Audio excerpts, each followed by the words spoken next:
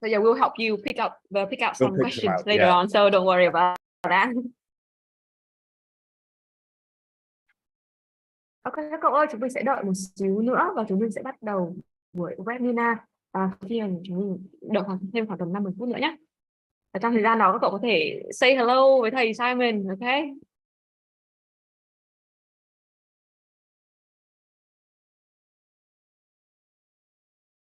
Yeah, so everyone's saying hi. So hello to everyone.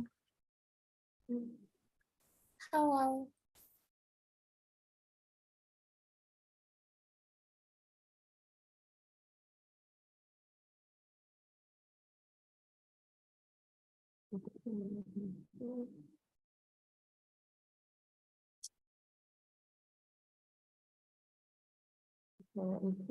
Up another song while we wait. There are around 300 people right now. Okay.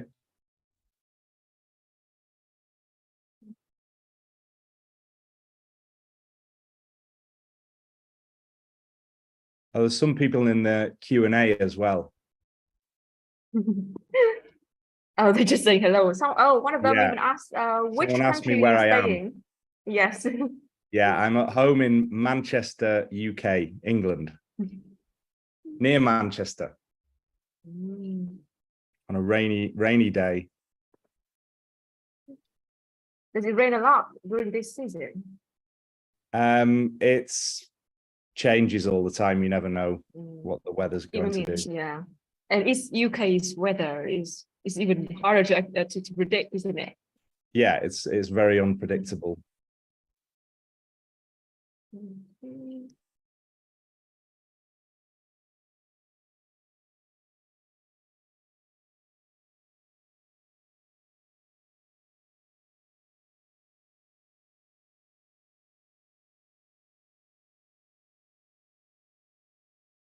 Someone's just said, I love your reading techniques. That's nice. Thanks. Another video while we wait.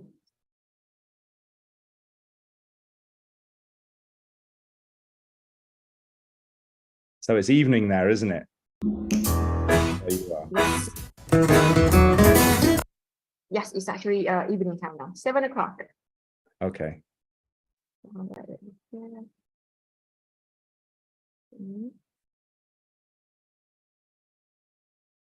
Someone said the sound's not really clear. Can everyone hear me okay? Các cậu có nghe được thầy bình thường không nhỉ các cậu nhỉ? Yes, loud and clear. Okay, good. Okay.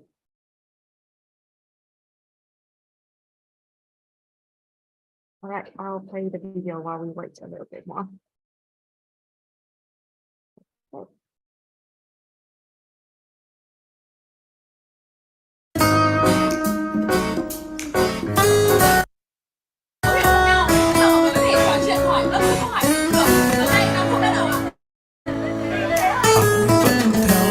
Trên khắp nẻo đường đến lớp với những học viên ta mang yêu thương, nhiều lúc vất vả không buồn, khó khăn vẫn hiên ngang vì ta mang một điều vẫn mong ngóng, từng học viên sẽ tiến bộ, lòng mang niềm vui hạnh phúc cho ta từ khi nắng lên.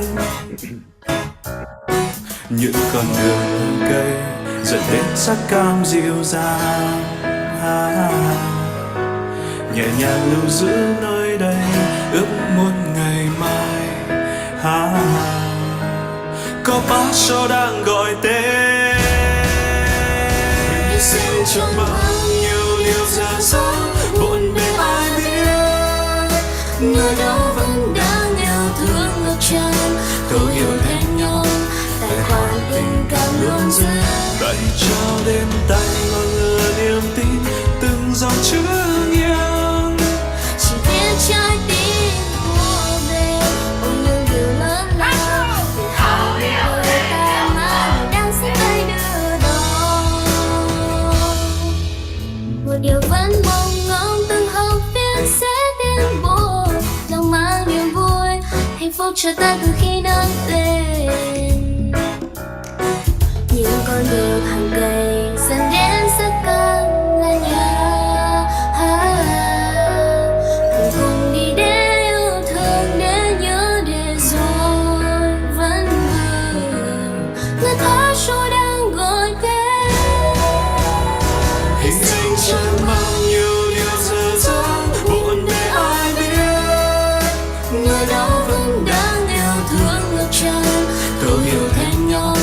tài khoản tình cảm luôn giữ. tay trao đến tay ngọn lửa niềm tin từng dòng chữ nghiêng. Chỉ biết trái tim thuộc về ôi những điều lớn lao, tự hào một đời ta mang người đang sắp tới đưa đón. Hy sinh trong bao nhiêu điều dở dang buồn để ai biết, người đó vẫn đang yêu thương ngập tràn. Thấu hiểu thêm nhau, tài khoản tình cảm luôn giữ. Tay trao đến tay ngọn lửa niềm tin từng dòng chữ nghiêng. Chỉ biết trái tim thuộc về ôi những điều lớn lao, tự hào một đời ta mang người đang dắt tay đưa đón. Tự hào một lòng trong tim. Khẩu hiệu để yêu thương.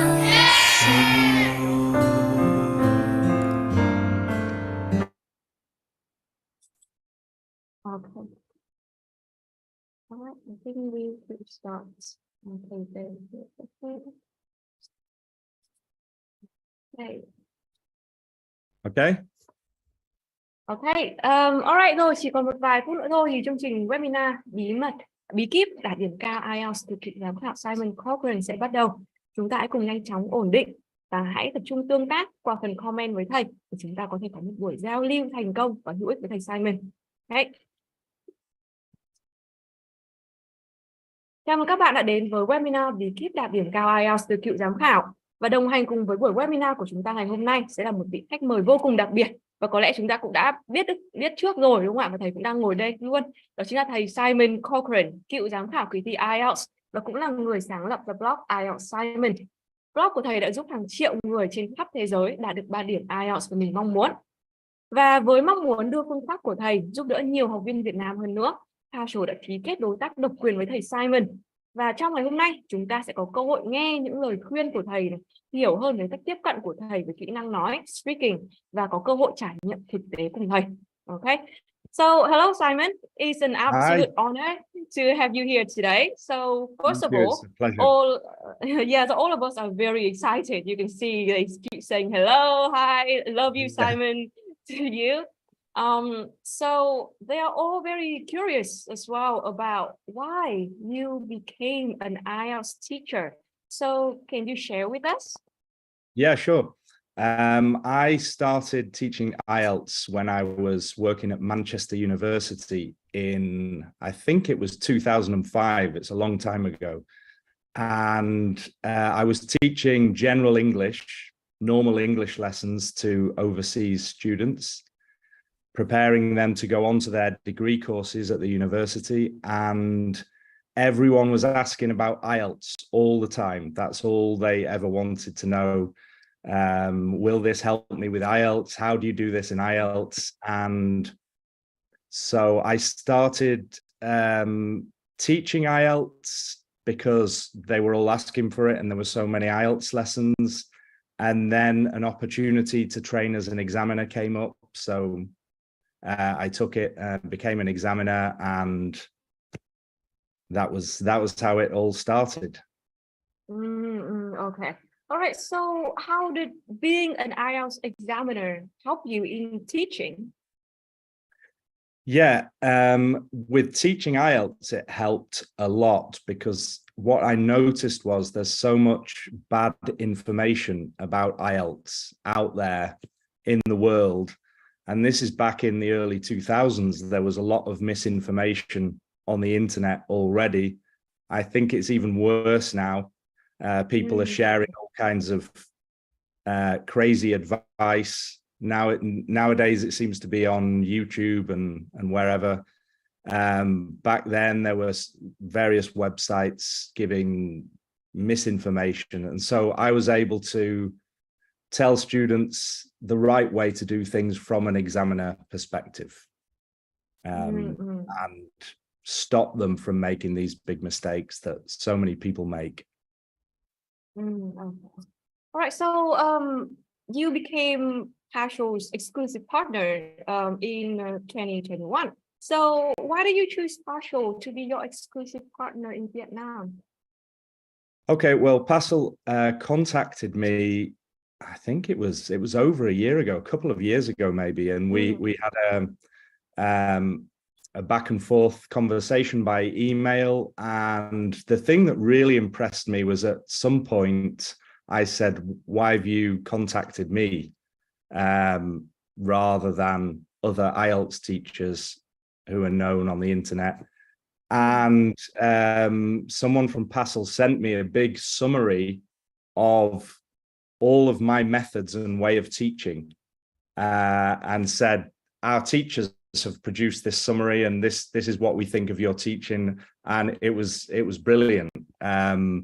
It summarized everything really well, and I thought these people really are interested in my way of teaching IELTS, and the fact that it was all summarized for me in a document was pretty amazing. So I was impressed by that.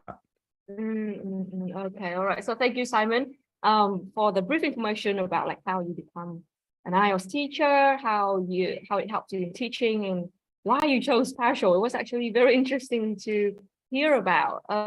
So I'll just gonna check the students' understanding based on a few sharing that you have done.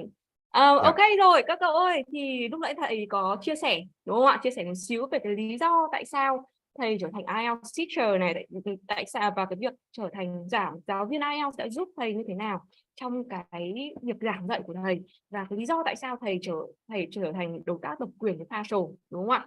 Vậy thì đây cũng là một cơ hội để các cậu luyện tập cái phần kỹ năng listening, kỹ năng nghe của các cậu, đúng không ạ? Thì ở đây mình sẽ trong cái buổi hôm nay mình sẽ check những phần thông tin liên tục tương tác để các cậu có thể có sự tương tác với thầy nhiều nhất. Ok, vậy thì dựa vào những cái phần mà thầy vừa nói, những bạn nào hiểu được trên 70% những gì thầy nói, các cậu thả giúp mình một cái emoji ở trong phần box chat đấy ạ. Những bạn nào hiểu được trên 70% những cái mà thầy nói, thả giúp mình một cái emoji ở trong phần box chat. Ok, alright. Ok, rất nhiều bạn thả emoji rồi, đúng không? You said emoji. So, yes, so they are basically, I'm asking them how many percent, like if they understand more than 70% of what you said, then drop an emoji. So you can see a lot dropping emojis right now. Okay. All right, rồi. Ok rồi, thế là điều rất tốt. Cậu rất là nhiều bạn hiểu được trên 70% như thầy nói rồi, đúng không ạ? Rồi thì bây giờ mình lại check thử thêm một số thông tin này, xem là các cậu có thực sự lắng nghe và hiểu những gì thầy nói không. Ok, rồi thì câu hỏi đặt ra đó chính là tại sao thầy Simon lại trở thành IELTS teacher hả cậu? Why did Simon become an IELTS teacher? Rồi các cậu type in vào box chat cho mình ạ. Tại sao thầy trở thành IELTS teacher? Bằng tiếng Anh nha. Ok, có bạn bảo là ok, because so many people ask about IELTS. Rồi những bạn khác thì sao? Các cậu còn nhớ cái thông tin này không ạ? Tại sao thầy lại trở thành IELTS teacher nhỉ? Ok. Rồi, alright. Còn lý do gì nữa không? Hay là mỗi một cái là a lot of people keep asking him? Correct. Okay, alright. Rồi, ok.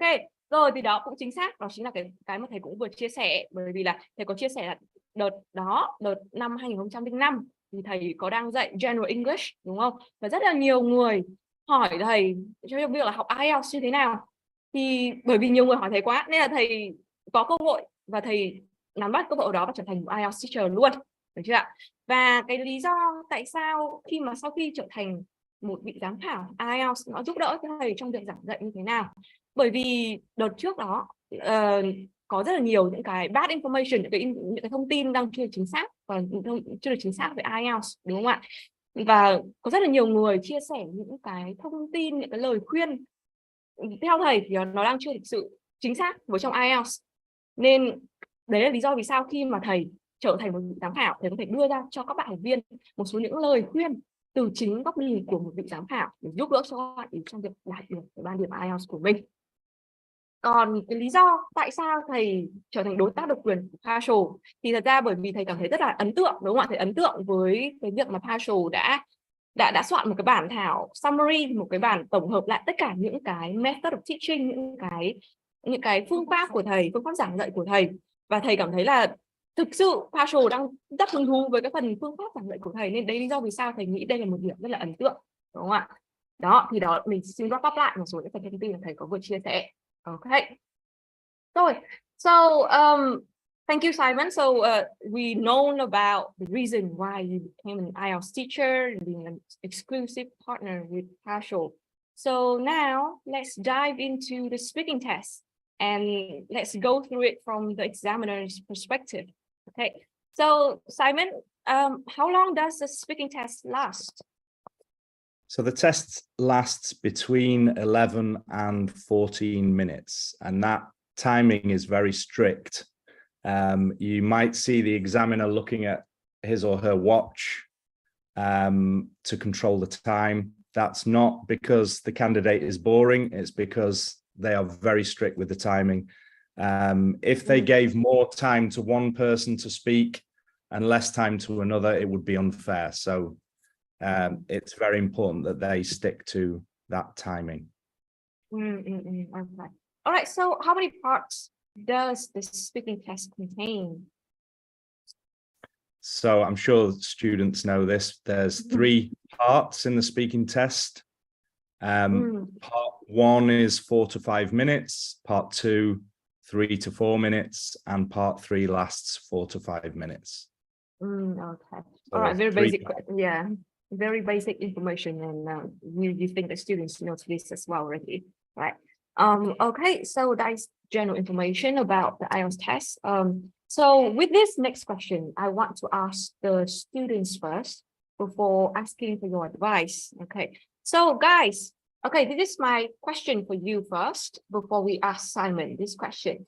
So are the 3 parts equally important, or is one part more important than the other? Thì câu hỏi tiếp theo này thì mình sẽ hỏi các cậu trước, để rồi tí nữa chúng mình sẽ nghe từ lời khuyên của thầy, được chưa ạ? Thì theo các cậu, trong 3 phần của bài speaking test, có phần nào quan trọng hơn không? Hay là nó cả 3 phần đều quan trọng như nhau? Thì các cậu type in vào câu trả lời, đó chính là equally important, hay là part 1 more important, part 2 more important, part 3 more important. Which one is it gonna be?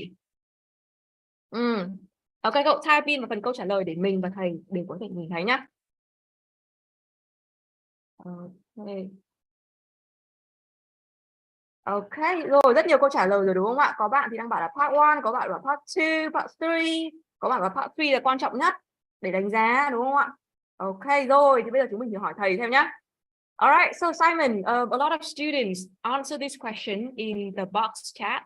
Majority, like a lot of them said that it's equally important. Some said the part 1 and part 2 more important. Some said part 3 is the most important. What is your view on this? Okay, so equally important is a good answer because the 3 parts of the test are not scored separately. The test is scored as a whole thing. So you can't really separate the importance of each one, and each part has a different type of importance. If you think about part 1 is supposed to be quite easy. However, if you do badly in part 1, it could be terrible for your score.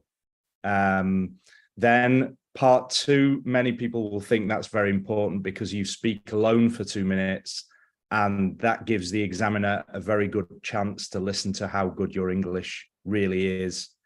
And then in part 3, the examiner might be listening to that and making a final decision. So you could say, for that reason, part 3 is very important.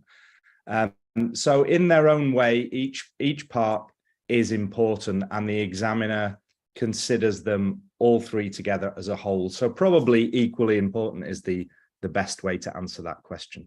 Okay, all right. So thank you, Simon.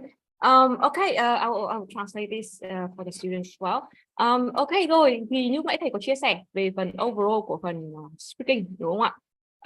Về phần speaking speaking test nó sẽ kéo dài khoảng tầm từ 11 đến 14 phút đúng không ạ? Và sẽ có 3 phần.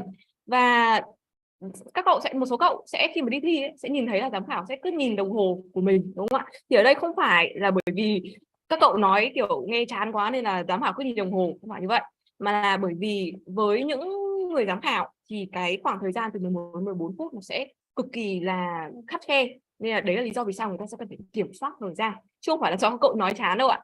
Nên đó người ta muốn rằng là mình sẽ không bị bất công với bất kỳ một ai cả, và muốn cái khoảng thời gian của từng người sẽ để đánh giá từng người sẽ là như nhau. Nên đấy là lý do vì sao người ta cứ phải nhìn vào phần đồng hồ. Nếu mà cậu có thấy thì cũng đừng lo lắng về cái phần này quá nhá. Ok. Và có đưa ra cái câu hỏi đúng không ạ, là phần nào có quan trọng hơn không, đúng không ạ? Thì thầy có trả lời là cả ba phần đều quan trọng như nhau, đúng không? Bởi vì ở trong phần IELTS speaking, ba phần này nó không được kiểu, nó không được tách ra thành từng phần và đánh giá, đúng chưa? Mà mỗi phần nó sẽ có một cái sự quan trọng riêng. Ví dụ với phần part 1 chẳng hạn, đúng không? Là một phần rất là dễ, easy, và nếu mà các cậu làm chưa được thực sự tốt trong phần này thì nó sẽ ảnh hưởng, tất nhiên sẽ ảnh hưởng đến cái phần điểm của các cậu, khi mà những cái câu hỏi đơn giản với chính bản thân các cậu mà các cậu còn chưa trả lời được, đúng chưa ạ? Còn về part 2 thì nhiều người nghĩ rất là quan trọng, đúng chưa? Bởi vì các cậu cần dành thời gian để nói một mình, và đấy cũng chính là cái lúc mà khi người giám khảo có thể thực sự lắng nghe và đánh giá cái phần khả năng tiếng Anh của các cậu. Và cái phần cuối cùng và part 3 chính là cái phần mà để thầy đưa ra cái quyết định cuối cùng, để giám khảo đưa ra cái quyết định cuối cùng. Nên cũng nhiều bạn cũng bảo là part 3 mới là quan trọng nhất, nhưng mà đó, cả ba phần nó đều quan trọng như nhau, nên cũng đừng tập trung quá nhiều vào một phần và bỏ bê cái phần còn lại các cậu nhé. Okay. Alright, so thank you Simon for that question. Alright, so the next one I'll ask the students first again. Ok rồi, thì câu hỏi tiếp theo dành cho các cậu trước khi nói về Simon. Ok, rồi thì how is each part scored? Theo các cậu thì mỗi phần nó sẽ được đánh giá như thế nào? Các cậu thì type in vào phần câu trả lời cho mình nhé. Ok, ví dụ sẽ được đánh giá dựa trên 4 yếu tố, hay là 2 yếu tố, hay là dựa trên chỉ chú trọng vào một phần nào đó thôi. Ok, có bạn thì bảo là based on criteria, based on 4 criteria. Những bạn khác thì sao ạ? Các cậu nghĩ là sẽ được đánh giá dựa trên như thế nào? Đánh giá dựa trên yếu tố gì? Ok. Alright, so có bạn thì bảo special words, rồi có bạn bảo 4 factors. Ok, rồi thì mình check lại với thầy xem thế nào nhé. Okay, so Simon, we just want to ask, I asked the students that how is each part scored? For example, like which criteria would the examiners mark them, score them on? So can you help them confirming this answer? Yeah, I think I can see a correct answer here.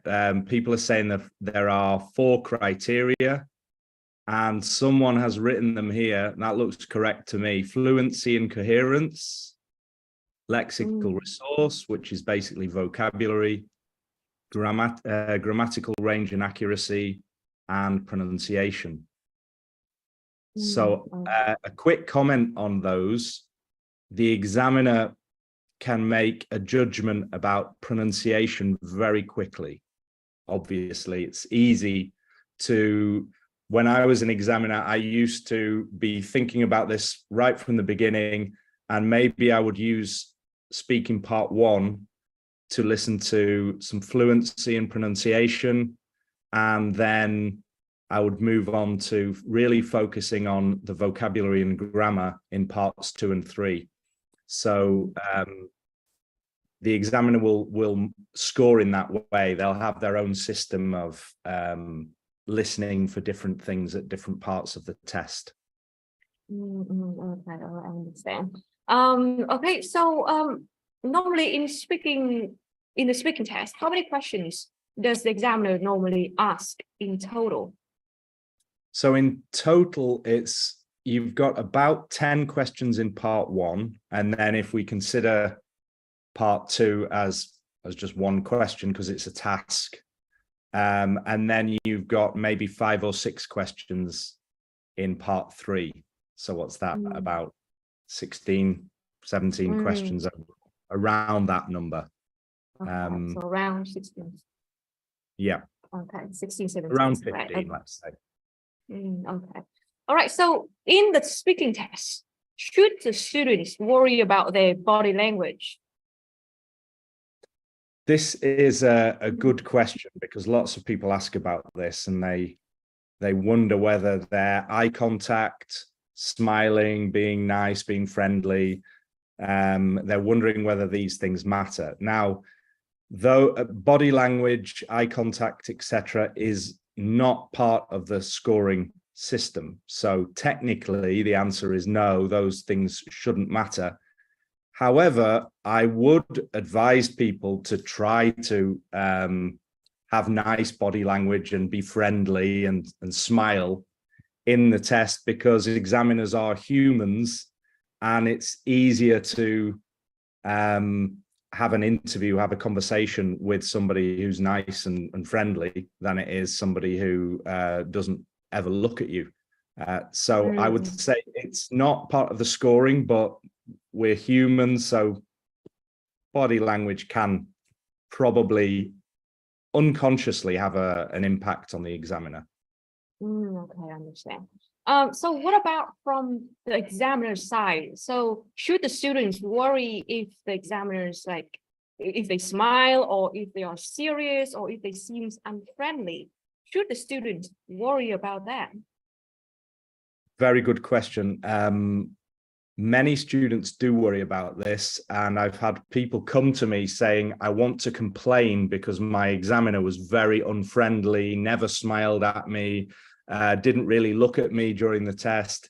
And I said, just be patient. To this one particular student, I remember, complained like this to me. And I said, don't complain yet. Let's just wait for your score. And when the score came through, that person got a band 7 and was very happy. So that's a lesson to answer this question. I would say, don't worry at all about the examiner. You might get examiners who aren't very friendly, who don't smile, who are just doing their job, and they have candidate after candidate, and they're just seeing it as a job, but they do the job properly and they give the right score. If, on the other hand, you have a very smiley, friendly examiner and you think you're going to get a high score, you might get a shock that then you don't. So you can't trust the examiner's body language, so you shouldn't worry about it at all. Don't worry about what the examiner is doing. Another similar thing is sometimes you'll see the examiner writing notes, which could include numbers. Don't look at what the examiner's writing. Those numbers are probably just timing or question number. They're not going to be writing scores down in front of you that you can see. So I would say, don't worry about the examiner's attitude at all. It doesn't affect anything. Okay, all right. Thank you, Simon. That was very helpful, because a lot of students wonder and questions about this because they got really nervous when the examiners do something unusual, that sort of thing. So thank you. All right. I'll translate a little bit for the students in this part as well. Ok rồi, thì vừa rồi thầy có chia sẻ rất nhiều những thông tin rất là hữu ích, đúng không ạ? Liên quan đến việc là nào là sử dụng body language này, có nên sử dụng cái phần body language hay không, hay là có cần phải lo trong cái việc là vị giám khảo đó không được thân thiện cho lắm, đúng không ạ? Vậy thì dựa vào cái phần trả lời của thầy vừa rồi, các cậu trả lời cho mình nhá, thay vì một câu trả lời nhá. Thì vậy thì khi mà chúng ta đi thi IELTS thì chúng ta có cần phải lo lắng về cái thái độ biểu cảm của những cái người, của cái vị giám khảo của mình không ạ? Yes or no? Các cậu thay vì một câu trả lời cho mình để xem các cậu có nắm bắt được những cái phần mà thầy vừa nói không ạ? Ok rồi, so you shouldn't worry about the examiner's attitude, đúng không ạ? Rồi, ok, có vẻ như các cậu đã có thể nắm được cái thông tin này rồi, đúng không ạ? So good job. Rồi thì mình sẽ wrap up lại một số những cái phần như lúc nãy thầy có chia sẻ. Thì với 4 phần, với của IELTS thì sẽ được đánh giá dựa trên 4 tiêu chí. Như lúc nãy một số bạn cũng đã có trả lời rồi, đúng không ạ? Về phần pronunciation, grammar, fluency and lexical resource, đúng chưa? Rồi, 4 những cái tiêu chí như vậy liên quan đến phát âm này, ngữ pháp này, sự trôi chảy và phần pronunciation, phần phát âm của các cậu. Và thường thì những các vị giám khảo sẽ khá là dễ để có thể đánh giá cái yếu tố đầu tiên, đó chính là cái yếu tố phát âm của các cậu, đúng không? Bởi vì đấy là cái thứ đầu tiên đập vào tai người ta. Đó, đây là cái phần phát âm rất là quan trọng, nên các cậu sẽ cần phải chú ý trong việc làm chuẩn hóa cái phát âm của mình nhá.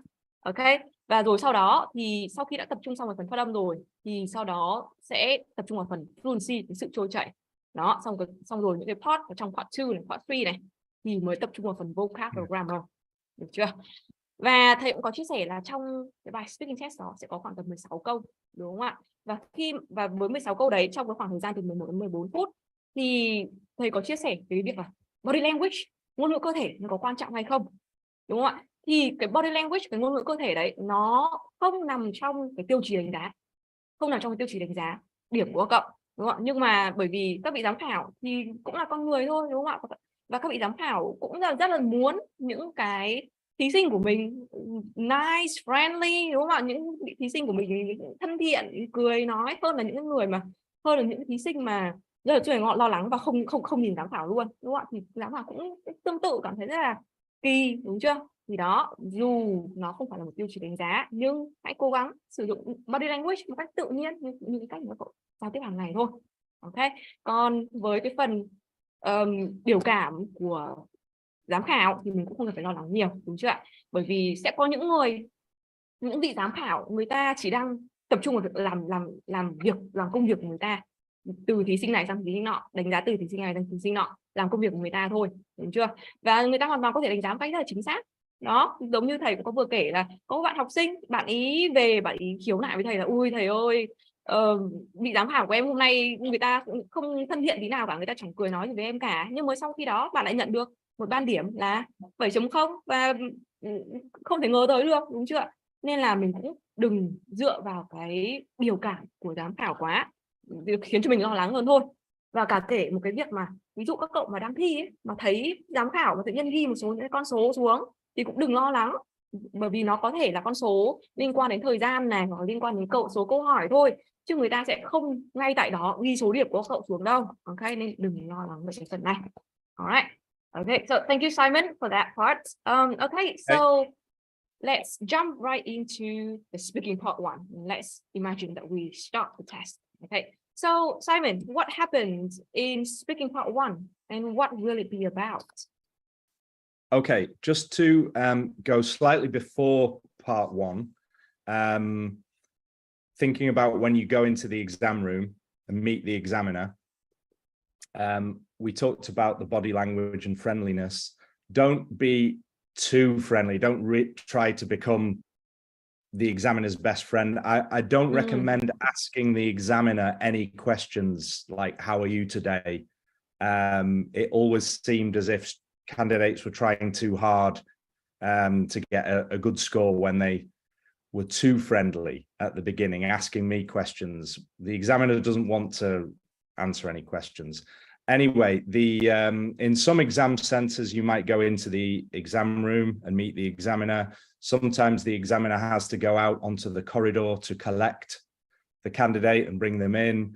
Just say hello and be generally friendly, but don't try too hard. Then when the candidate sits down, there'll be a short part at the beginning, which isn't part of the test. Just asking for ID. The examiner will ask for the candidate's identification, and then it will be clear when the test begins, because the examiner will say, now let's start with some questions about yourself. And this is when we go into part one, and it will begin with 2 or 3 questions, very simple questions about the candidate, like, do you work or are you a student? Do you live in a house or an apartment? So something very easy. And part one of the speaking test is all about the candidate. It's very conversational, very simple interview questions about you as a person. So nothing academic. You're not expected to show off with big words or anything like that in part one. Just treat it as a friendly conversation about you. So there'll be 2 or 3 questions on a very general topic about you to begin with. And then there's 2 sections within part one, each of which will contain 4 questions. So the examiner might say, now let's talk about hobbies, and ask 4 simple questions. And then now we'll talk about making phone calls, 4 more questions. So that gives us the 10 or 11 questions in total. All right, so in this part, would you suggest students giving short or long answer? My method for this part is to give a short, direct answer and a reason, and then you stop. If you think about how much time is given for part 1, it's 4 to 5 minutes. And if you have, let's say, 10 questions in total, including the time it takes the examiner to ask the question, each question is going to be about 20 to 30 seconds, quite quick. And part 1 goes very quickly, and the examiner must ask all of the questions on his or her card. If you give a long answer, they can't allow you to keep speaking and miss some of the questions. They must ask all of the questions, and they must do it within 5 minutes. So if you give long answers, the examiner is going to interrupt every answer, which is not nice for the examiner. When you have to interrupt the candidate 10 times as an examiner, it's quite tricky, telling people to stop all the time. So my advice is to give short, direct answers. I could speak more about that now if you want, or do you want to ask me? Yes, please. Okay, so Yes. just think of your answer in part 1 as being maximum 2 sentences, very often just 1 sentence, where you give the answer and you give a reason. So you're probably going to use the word because in almost every answer. And that doesn't matter. Nobody notices the word because. It's not, the examiner's not going to think, oh, that's repetition of the word because. It's completely fine to use the word because in almost every answer. And you'll give your answer, then a reason, and then just stop. Any questions about that so far? So you mentioned that so the examiners, if we answer too long, the examiner is going to interrupt. So would that deduct the student's score? It's well, it becomes awkward and difficult for the examiner. It's not necessarily going to lead to a deduction in score, because there's nothing in the scoring criteria about how you conduct yourself in the test, whether you speak too much and get interrupted. That's not part of the scoring. However, the more you say, the more likely it is that you could make mistakes. You might start repeating yourself. So if you think about the fluency score and the accuracy score, in part 1, it's best to say less rather than more and not make mistakes. The biggest thing that the examiner probably will notice in part 1, because the questions are so easy, if you make mistakes in your answers, they stand out. The ideal way to do part 1 is short and simple, fluent with no mistakes. That would be the perfect way to do part 1. Okay, thank you for that. It's really helpful. A lot of information actually. Yeah. All right, so I'll say in Vietnamese for the students just so that they fully understand. Okay, thì lúc nãy thầy có chia sẻ đúng không ạ, về cái việc là trong speaking part 1 chúng mình cần trả lời theo cấu trúc như thế nào. Thì ở đây trước khi mình đi sâu hơn thì mình sẽ đi qua tất cả những cái mà thầy cũng vừa nói. Thì thầy cũng có một cái lời khuyên dựa trên những cái phần lúc nãy thầy có trả lời rồi, trong việc là có nên là một người rất là friendly, rất là thân thiện với giám khảo hay không. Thì thầy cũng có advice, cũng có khuyên các bạn, đó chính là hãy thân thiện, nhưng cũng không cần phải cố quá, tại vì cố quá sẽ là quá cố, đúng không ạ? Và ví dụ sẽ có một số bạn đi vào đó và hỏi hi, hello, how are you, thì thực sự không cần phải làm đến mức như vậy, bởi vì giám khảo người ta cũng sẽ không muốn trả lời những cái câu hỏi đó đâu. Ok, nên đó sẽ là cái không cần thiết. Và thầy cũng có miêu tả những cái tiến trình khi mà các cậu vào phòng thi nó sẽ như thế nào, đúng không ạ? Và chúng ta sẽ có 2 trường hợp xảy ra, hoặc là các cậu sẽ bước vào phòng thi, sẽ có một người khác đưa cậu vào phòng thi và giám khảo đã ngồi sẵn ở đó rồi, hoặc là giám khảo sẽ đi ra cái chỗ phòng các cậu ngồi đợi và đưa các cậu vào đó. Nên chỉ cần say hello, nói chỉ cần chào thôi là ok rồi đó. Và cũng sẽ có một phần không nằm trong cái việc đánh giá của bài test, đó chính là giám khảo sẽ hỏi các cậu về ID, về những cái thông tin là các cậu có mang ID không, những cái thông tin của các cậu tên là gì các thứ, thì cái phần đó nó sẽ không nằm trong bài test. Và khi mà bài test bắt đầu thì người ta sẽ hỏi sẽ bắt đầu bằng một câu hỏi, đó chính là okay, we'll ask some questions about yourself. Thì đấy chính là cái lúc mà người ta sẽ bắt đầu tính điểm của cậu, chứ không phải từ cái lúc mà hỏi tên của cậu đâu. Ok. Và rồi sau đó thì thường sẽ bắt đầu với những câu hỏi cực kỳ đơn giản về bản thân các cậu thôi, đúng không ạ? Đó chính là ví dụ là do you work or do you study, những cái thông tin rất là đơn giản như vậy, mang tính chất giao tiếp hàng ngày. Đó, hỏi thông tin về các cậu, về bản thân các cậu, nhưng mà nó sẽ không có những thông tin gì mang tính chất học thuật đâu, nên cái phần này cũng không cần phải quá lo, và cũng không cần phải show off những cái từ ngữ kiểu đao to búa lớn. Ok, đây những cái phần câu hỏi này sẽ như những cuộc giao tiếp hàng ngày thôi. Okay. Và trong phần speaking, sau khi hỏi một số thông tin với cậu xong này, thì trong speaking part 1 thường thì nó sẽ chia ra làm 2 phần, và mỗi phần hoặc là mỗi topic, đúng không ạ, sẽ có 4 câu. Ví dụ người ta sẽ hỏi, ví dụ topic đầu tiên người ta sẽ hỏi là now we'll talk about hobbies, sẽ nói về chủ đề về sở thích của các cậu. Xong rồi người ta sẽ chuyển sang cái, sau khi hết 4 câu hỏi, người ta sẽ lại chuyển sang cái tiếp theo, rồi một cái topic tiếp theo. Đó, 4 câu hỏi mỗi phần. Nên và cái phần này bởi vì là có khá là nhiều câu hỏi, đúng không ạ, và nó sẽ chỉ kéo dài trong vòng 4 đến 5 phút thôi, cộng thêm cái thời gian mà giám khảo hỏi nữa, đúng chưa? Và giám khảo sẽ bắt buộc phải hỏi từng đấy câu hỏi, nên là nếu mà các cậu trả lời dài ấy thì có khả năng là giám khảo sẽ dừng các cậu lại. Đó, nên là ở đây thì mình cũng có hỏi thầy là vậy thì dừng như thế là có bị trừ điểm hay không, đúng không ạ? Rất nhiều người sẽ băn khoăn câu hỏi này, thì thầy có bảo là thật ra thì sẽ không bị trừ điểm gì đâu, nhưng mà với giám khảo thì nó cảm thấy nó hơi bị khó xử một xíu, bởi vì cứ phải dừng ứng viên khi mà người ta nói thì nó sẽ khá là khó khăn, kiểu khó xử cho giám khảo, nên là các cậu cũng sẽ cần lưu ý phần này. Nên là hãy tránh sử dụng câu trả lời quá dài trong phần speaking part 1, mà hãy chỉ sử dụng ngắn gọn thôi, là chỉ dừng lại ví dụ là 2 câu thôi trong một câu hỏi, đưa ra cái câu trả lời của mình này, và đưa thêm một lý do bắt đầu bằng because là ok rồi.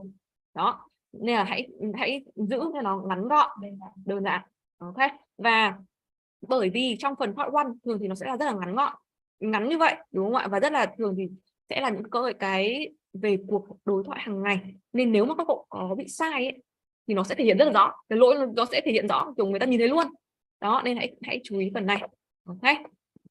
Alright, và nếu mà mình có bị lặp đi lặp lại từ because nhiều thì nó cũng không sao đâu. Đó, chỉ hãy cứ stick với cái phần là IE đưa ra câu trả lời, và rồi lý do cho câu trả lời đó là ok. Alright. Okay. Alright, so actually this question you already answered it perfectly, and I have translated the students already, so thank you for that. So the next questions still related to part 1 is that in speaking part 1, what exactly is the examiner testing in this part? Yeah, I think I mentioned a bit about this earlier. The main thing that the examiner is testing in part 1 is fluency, the fluency and coherence score, and just general accuracy. Those are the 2 things. At this stage, because the questions are so easy and quick, nobody is expecting you to show off wonderful language, difficult structures, or anything like that. So don't worry about those kinds of things. Just think about giving conversational answers in a natural way without too much hesitation. So just try and give natural answers. Don't think too much. Just say the first thing that comes into your mind. So try and speak with fluency, which means not too many hesitations, and try not to make mistakes.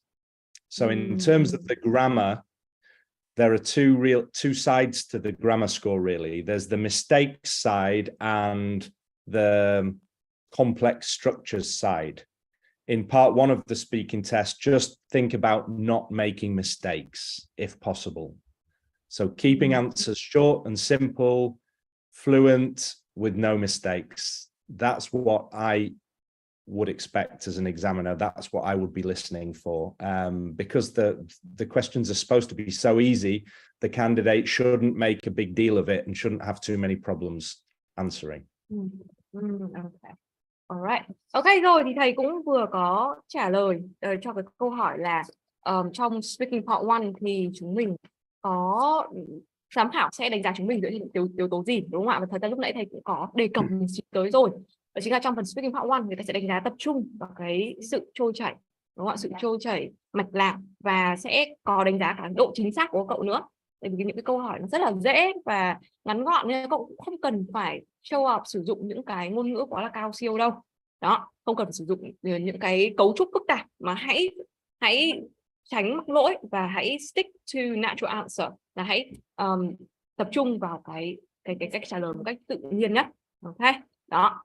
Rồi, ok, rồi và bây giờ thì mình sẽ có một cái phần nho nhỏ để các cậu có thể thử trả lời cái câu phần này, và mình sẽ gọi một bạn lên để trả lời cái phần này, rồi sau đó thầy Simon cũng sẽ trực tiếp đưa cho cậu một số những feedback. Ok, và lúc nãy thầy cũng có đề cập tới, đó chính là trong speaking part 1 mình hãy cố gắng sử dụng cái cấu trúc rất là đơn giản thôi, đó chính là đưa ra một câu trả lời và một cái lý do cho câu trả lời đó, đúng không ạ? Answer and a reason cũng chính là cái IE structure mà một số bạn đã được học trong cái khóa học với partial rồi, đúng chưa? Stick to IE structure.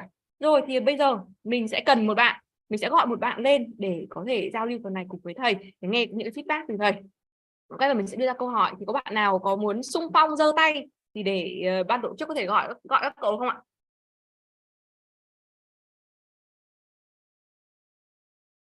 Ok rồi, mình thấy có một vài bạn giơ tay rồi, đúng không ạ? Ok rồi, để mình xem bạn nào để mình có thể gọi được nha, gọi một cách random nha. Ok rồi, thì mình thấy có bạn Minh Nguyệt đang giơ tay, đúng không ạ? Rồi, ok, thì ban tổ chức có thể giúp mình unmute bạn Minh Nguyệt được không ạ? Và với những bạn khác, các bạn hoàn toàn có thể type in câu trả lời ở phần box chat giúp mình nhé. Ok, Minh Nguyệt ơi, Minh Nguyệt có nghe được chị không nhỉ? Em có ạ. Ok rồi, và đây sẽ là câu hỏi cho Minh Nguyệt, và tất cả các bạn còn lại, các bạn hãy type in câu trả lời phần box chat nhé. Ok, trong speaking part 1 thôi. Ok, so here's the question, Minh Nguyệt. Which sport or game would you like to be good at? Which sport or game would you like to be good at? Minh Nguyệt. Well, I don't have a favorite sport because actually I don't play or watch any sports at all. But there's this one sport that I've always wanted to try and maybe even be good at is Quidditch, the sport from Harry Potter. I just want to fly around the broom all day. So yeah, I think that is my answer for this question. Okay, thank you, Minh Nguyệt. Okay, so Simon, what do you think about her answer? Can you give her some feedback based on that? That was really good. I like that answer. It was real and interesting, and it was the right length. If the interesting thing that happens in exams, if the examiner leaves a little silence after your answer, don't try to fill that silence with more information. Where she stopped there was perfect. And when you know that you've given your answer and a reason, because there was a good reason in there, I think the reason I just like to be flying around, that's the place to finish the answer. And my technique for making sure that you don't make things worse by saying more is stop and smile. Okay, so at the end, you've given your answer, you've given your reason, stop and a little smile at the examiner. The examiner will go on to the next question then. So don't fall into the trap of filling the silence with more information in part 1. Okay, well, I understand. Okay, so thank you, Simon. That answer was a really good example. Very good. Okay, good. Thank you, Simon. Ok rồi, thì các cậu cũng vừa có nghe qua câu trả lời của Nguyệt Minh, đúng không ạ? Và thầy cũng có đưa ra cái phần feedback. Thì nếu mà nhớ không nhầm thì Nguyệt Minh có trả lời là bạn ấy không thích chơi thể thao lắm, nhưng mà bạn có một cái bộ môn mà bạn ấy rất muốn chơi thử, đó chính là cái bộ môn Quidditch ở trong Harry Potter ấy. Những bạn nào mà có xem Harry Potter sẽ thấy cái trò đấy, đó chính là cái trò ngồi trên chổi bay và như kiểu cái trò đá bóng đó. Thì bạn có đề cập về cái trò đấy và bạn có đưa ra lý do là bởi vì trông nó có vẻ, hình như là trông nó có vẻ vui, kiểu thế chẳng hạn. Đó, thì thầy có đưa ra comment, đó chính là thầy rất là thích cái câu trả lời của bạn, bởi vì nó đầy đủ, nó rất là tự nhiên này, rất là đầy đủ thông tin này, và nó cái độ dài của nó là vừa đủ. Đó, thì đấy là cái điểm mà bạn đã làm được khá là tốt, nên là các cậu cũng sẽ lưu ý trong cái phần này là sẽ cần phải lưu ý cả về cái phần thời gian nữa. Và thầy cũng có đề cập tới việc là nếu trong cái phần speaking part 1 mà tự nhiên giám khảo dừng lại một xíu, tự nhiên dừng lại và thầy cảm thấy là giám khảo rất là tự nhiên lặng đi một xíu ấy, đó thì đừng cố gắng phải nói tiếp, đừng cố gắng nói tiếp, bởi vì sau khi các cậu đã đưa ra một cái lý do tại sao mình trả lời cho câu đó rồi thì như thế đã rất là tốt rồi. Thì đến lúc đó thì mình sẽ chỉ cần dừng và cười một phát thôi là ok, đó là xong câu trả lời của mình. Okay, so thank you Nguyệt Minh for your answer. Okay, all right. Yes, Hannah, one quick tip that I've just thought for students that's related to that answer that we that we just heard. You don't really need the part on the beginning about saying, I don't really like sports, but, because I think she said, well, I don't really like playing or watching sports, but if I had one sport that I would like to be good at, it would be Quidditch. Just start with the direct answer about the Harry Potter sport and the reason, because that was the nice part of the answer. The answer was easily long enough and could be a bit shorter, but the negative part on the beginning was fine, but it's not necessary. You could do the method direct answer and reason. Okay, alright, thank you Simon. Đó thì thầy cũng vừa có đưa ra một tips nữa, đúng không ạ? Đó chính là cái phần đầu tiên ấy, khi mà bảo là I don't really like sports, but if I have to choose, kiểu như vậy, thì thầy bảo là cái phần đấy thật ra cũng được, ok, nhưng mà nó cũng không thực sự cần thiết, bởi vì là cái phần đi vào trọng tâm đó chính là câu trả lời liên quan đến phần Quidditch và Harry Potter, cái sport đó, cái bộ môn thể thao đó mà bạn muốn chơi rồi, nên hãy hoàn toàn có thể đi thẳng vào vấn đề luôn, thay vì là nói lòng vòng xong rồi mới đi vào trọng tâm vấn đề. Okay. Okay, so thank you Simon for your advice and for Nguyệt Ming's advice for Nguyệt Minh, so Nguyệt Minh can be careful next time if she takes the test. All right, so now shall we move on to part 2 then? Okay. Okay, so well, a lot of students, they worry about part 2 because they have to answer in such a long time, 2 minutes, right? And sometimes they get stuck on idea. So before getting into that, can you tell us like what the examiner is looking for in this part? Okay.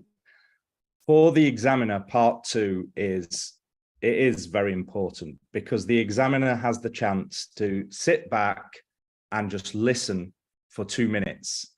And that in those 2 minutes, the examiner can hear everything he or she needs to hear: vocabulary, grammar, mistakes, interesting use of grammar and vocabulary, fluency, coherence, everything is on show in part 2. And the examiner has that opportunity to see how good this student's speaking really is. So it is important, and the examiner's listening for everything at this stage. And it's an opportunity for the candidate to impress the examiner with good ideas. I would say at this stage, if you've prepared some speaking part 2 topics, you can use what you've prepared to impress the examiner with good ideas. And ideas means vocabulary. My advice for the whole of the speaking test is not to worry about grammar, but you can worry about and focus on vocabulary in part 2, along with the fluency, coherence, and everything we talked about with part 1. Maybe we should add in for part 2 a focus on good ideas, good vocabulary. Okay. All right, thank you, Simon. Okay, so with the next part, before I translate for them, these questions would be for the students first. Okay, so before we are hearing Simon's answer, I want you guys to look at this. Okay, so in speaking part 2, this is an example of speaking part 2, right? And you guys can see some questions: what, where, who, why, that sort of questions there.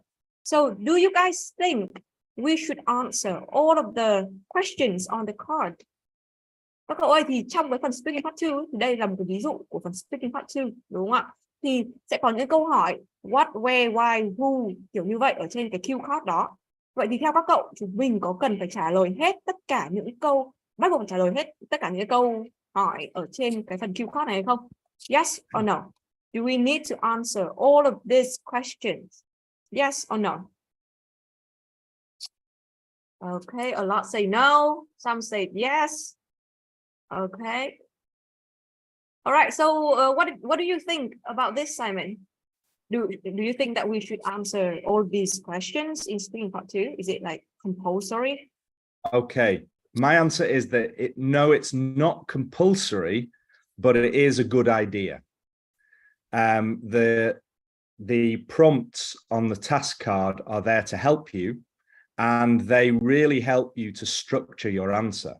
So if you go, there's 4 points here basically, and if you go through the 4 points one by one, that gives you a nice structure to your answer. So although it's fine to speak about the topic in general and not respond directly to the bullet points, I think it makes sense to use the bullet points. They're there to help you, and I personally would always use them. If you don't get through them all and don't get to the end in the 2 minutes, that's fine. But most people will use all the bullet points and will benefit from having them as their structure. Okay. All right. So what if, let's say, the candidates misunderstand the task and they speak about like a different topic? What would happen? Unfortunately, that will be a very bad thing. If you go off topic, even if you speak perfectly, but you're speaking about a completely different topic, that is likely to be seen as a memorized answer, because you could go into the exam with a perfect answer memorized and just say it. But if it's on the wrong topic, you're going to get nothing for your part 2. It's going to bring the score down a lot. Okay. So all right, so I'll translate a little bit for the students first before we go to the next question. Okay rồi, thì ở đây trong phần này thầy có đề cập đến những cái mà giám khảo sẽ đánh giá các cậu trong speaking part 2 này, đúng không ạ? Và có hỏi đến phần là có cần thiết phải trả lời hết tất cả những câu hỏi trong cái phần cue card của speaking part 2 hay không? Rồi, thì ở đây với phần speaking part 2 cũng là phần mà giám khảo có thể ngồi và thực sự đánh giá cái sự lắng nghe và đánh giá cái khả năng sử dụng tiếng Anh của các cậu. Đó, đánh giá về cái phần pronunciation, về cái cách sử dụng từ này, về những cái lỗi của các cậu, hoặc là về cái sự trôi chảy của các cậu, về ý tưởng, tất cả những cái đó nó sẽ đều được thể hiện ở trong speaking part 2 khi mà các cậu phải dành thời gian là khoảng 2 phút để nói, đúng không ạ? Thì đấy cũng là cái cơ hội để giám khảo có thể thực sự đánh giá các cậu. Đó. Và nếu mà các cậu đã có chuẩn bị một số những topic trong speaking part 2 rồi, và rồi sau đó khi mà các cậu đi thi mà gặp những topic đấy thì hãy sử dụng nó, hãy sử dụng những cái mà các cậu đã chuẩn bị rồi. Đó. Và trong phần speaking part 2 này, thầy khuyên là đừng quá lo lắng về phần ngữ pháp. Đó, đừng quá lo lắng về phần ngữ pháp.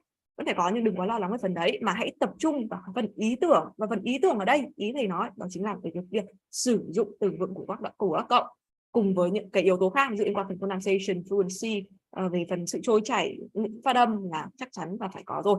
Ok.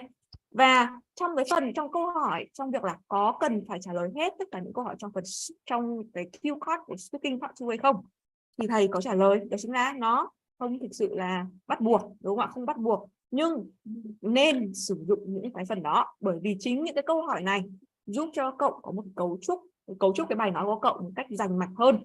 Đó. Và dù là các cậu có thể không cần phải đi theo nó, nhưng mà nếu mà có thì vẫn nên, bởi vì nó sẽ khiến cho các cậu chúng ta không bị lạc đề và không bị nói lại những cái ý mà mình đã có đề cập trước rồi, kiểu như vậy. Đó. Rồi, thì đó là cái phần mà thầy có chia sẻ về phần speaking part 2, đúng không ạ? Ok, rồi thì bây giờ chúng mình sẽ hỏi thầy về cái việc là thầy sẽ sử dụng phương pháp gì, đúng không ạ? Phương pháp gì trong phần speaking part 2 này? All right. So Simon, in this part, what method would you recommend for this part? Okay, my best advice for part 2 is to first of all think about what you can do before the exam when you're preparing at home, which is to prepare for the common topics. So that's the first part of the method is preparation. And maybe we can talk about the 6 most common topics for speaking part 2. I don't know if your students are familiar with that, and the 6 topics I say are the most common. Are we going to talk about ask that? Them. Let's Okay. ask them if they know the 6 common topics. Okay, guys. So, do you know what are the 6 common topics for speaking part 2? Các cậu có biết 6 những cái chủ đề mà thường hay gặp trong speaking part 2 là gì không ạ? Các cậu type in để thầy biết xem là các cậu có biết những cái chủ đề đấy không? 6 chủ đề thường gặp trong speaking part 2 là gì ạ? Okay, some say I don't know. Okay, some say about people, person, there's one. place. Okay, a lot of answer coming in. Childhood, objects, hobby, environment. Okay. There's a good answer from somebody here. Person, place, object, thing, activities. That's along the right line. Okay. Okay. So shall I explain about this? Yeah.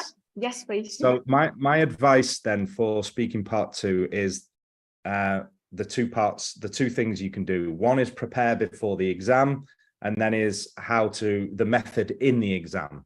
So before the exam, you can prepare for the most common topics. And I've seen that there seem to be 6 common topic areas. Let's call them topic areas. So describe a person is one of them.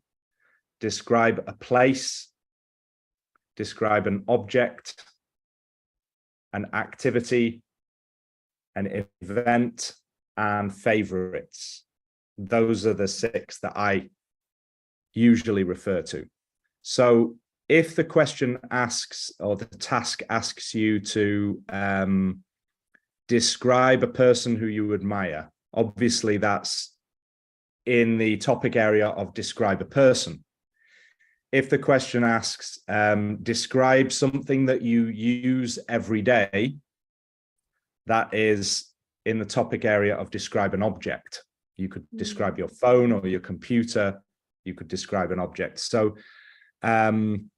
if you've prepared for these topic areas, then you're already going to have some good ideas and vocabulary. You can focus on things like adjectives. So for example, if you're describing a person, you're going to use adjectives to describe that person. And you can prepare them beforehand. If you've prepared a description of a family member, father, mother, brother, sister, and then in the exam, you get the task, describe somebody who you admire, you can choose one of that family member and say, I'm going to describe my father, who I admire very much, and then use the prepared language that you have in your head. And this can be very, very successful. I've had students who've prepared the topic areas well, gone into the test and been able to use them, and used a lot of good language. And this is where you can really raise your vocabulary score, your lexical resource score. So it can be very impressive if you've got some good descriptive language to talk about. If we look at the example on the screen here, I wonder, what do students think this topic would go in out of those 6 topic areas? Describe a positive experience you had as a teenager. Doesn't directly tell us to describe a person, place, object, event, activity, or favorite, but we can adapt answers. So what do people think this could come in? Which of those topics could this one be put in? Okay. Alright, các cậu ơi, vậy thì thầy vừa có đưa ra một câu hỏi, đó chính là trong phần IELTS Speaking Part 2 thường thì nó sẽ xoay quanh 6 cái topics chính, đúng không ạ? Là về place, person, place, object, activity, event and favorite. Vậy thì theo các cậu, với cái đề ở đây, describe a positive experience you had as a teenager, thì nó sẽ nằm trong cái topic nào? Thì cái đề này sẽ nằm trong person, place, object, activity, event or favorite. Các cậu nghĩ là cái nào ạ? Thì các cậu type in câu trả lời để thầy có thể biết được ạ. Person, place, event, object, activity, favorite. Which one is it?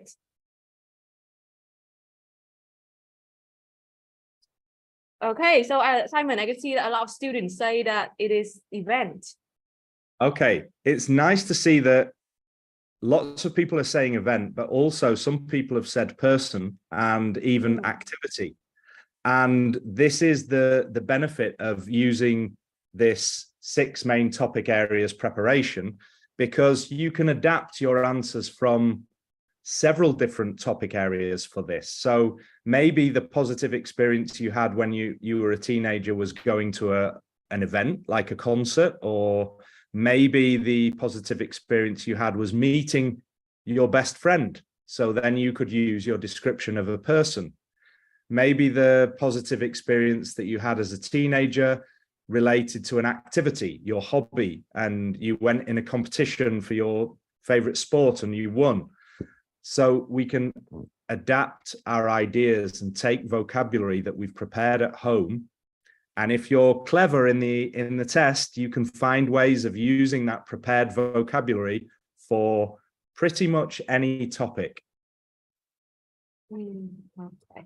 All right, thank you Simon for that. Okay rồi, thì thầy vừa có chia sẻ đúng không ạ? Về cái việc là mình có thể hoàn toàn sử dụng 6 cái topic chính để rồi từ đó các cậu thay đổi, thích nghi, áp dụng nó vào những cái chủ đề mà các cậu có thể cảm thấy hơi lúng túng một xíu, đúng không ạ? Ví dụ ở đây, với cái điểm đặc biệt đó chính là với chính một cái đề này là describe a positive experience, đúng không ạ? Một số bạn hoàn toàn có thể áp dụng cái từ vựng của phần mà các cậu đã chuẩn bị liên quan đến kể về một người. Ví dụ là các cậu kể về cái experience, cái trải nghiệm mà các cậu gặp người bạn thân của mình như thế nào, thì đó là về kể người, đúng không ạ? Hoặc là các cậu hoàn toàn có thể áp dụng cái kể về trải nghiệm mà các cậu đi concert, đúng không ạ? Đi concert của Blackpink hay BTS, đúng không? Thì đấy là liên quan đến việc là kể về cái event, đúng chưa? Hoặc là nếu mà các cậu hoàn toàn có thể kể thêm một cái đó relate to activities, liên quan đến những hoạt động về thể thao chẳng hạn, nó lại liên quan đến cái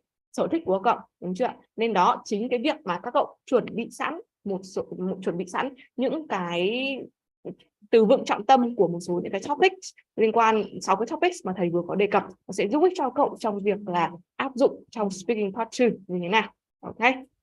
Alright, so thank you Simon for that. Okay, so let's move on to the next one, which is formula. Okay, so I'll ask the students first for this. Okay, so các cậu ơi, trong cái phần speaking part 2 thì các cậu nghĩ là nếu mà mình sử dụng những cái cấu trúc câu như thế này thì có nên sử dụng những cấu trúc câu này hay không? Okay, yes or no? Should we use those formula in speaking part 2? Yes or no? Please type in. Rồi, các cậu nghĩ rằng chúng mình có nên sử dụng cái cấu trúc như thế này trong speaking part 2 không ạ? Okay, các bạn I'm not sure. Okay, what about others? Các bạn khác thì sao ạ? Okay, so Simon, with this, I asked them that if they should they use those formula in speaking part 2. Most of them say that they shouldn't use it. What do you think? Good. I agree with the people who said no. One of the big mistakes in the speaking test is having too many memorized phrases that it's obvious to the examiner that you've come into the test with these phrases and you're going to try to use them. And these phrases don't answer the question. They don't respond to the task. Anybody, even a beginner, someone with beginner level of English can learn those phrases. So they're not going to help. My answer would be no. Just keep the linking and signposting language very simple. Very simple. Instead of all these things, you could just say, well, and that would be enough. If you're pausing to think, well, and then you speak. that's enough. All right. Okay, so what about if speaking part 2? Sometimes we would see some very strange topic, some topic that they haven't prepared before, let's say. And I don't know, what should they do in that part? Should they just like pray or keep silence, don't say anything, or say, I don't know? What's your view on this? The big skill is to be able to adapt, as I said earlier, adapt your ideas from what you've prepared at home. And if you've prepared the 6 main topic areas well, you can almost always find a way to adapt something. Apart from those 6 topic areas, of course, you should always be able to talk about your studies or your job. If you're a student, your studies, if you're working, information about your job. So if you can't talk about one of the 6 main topic areas, I'm sure you're going to be able to talk about something related to your work or studies. Those things cover almost everything.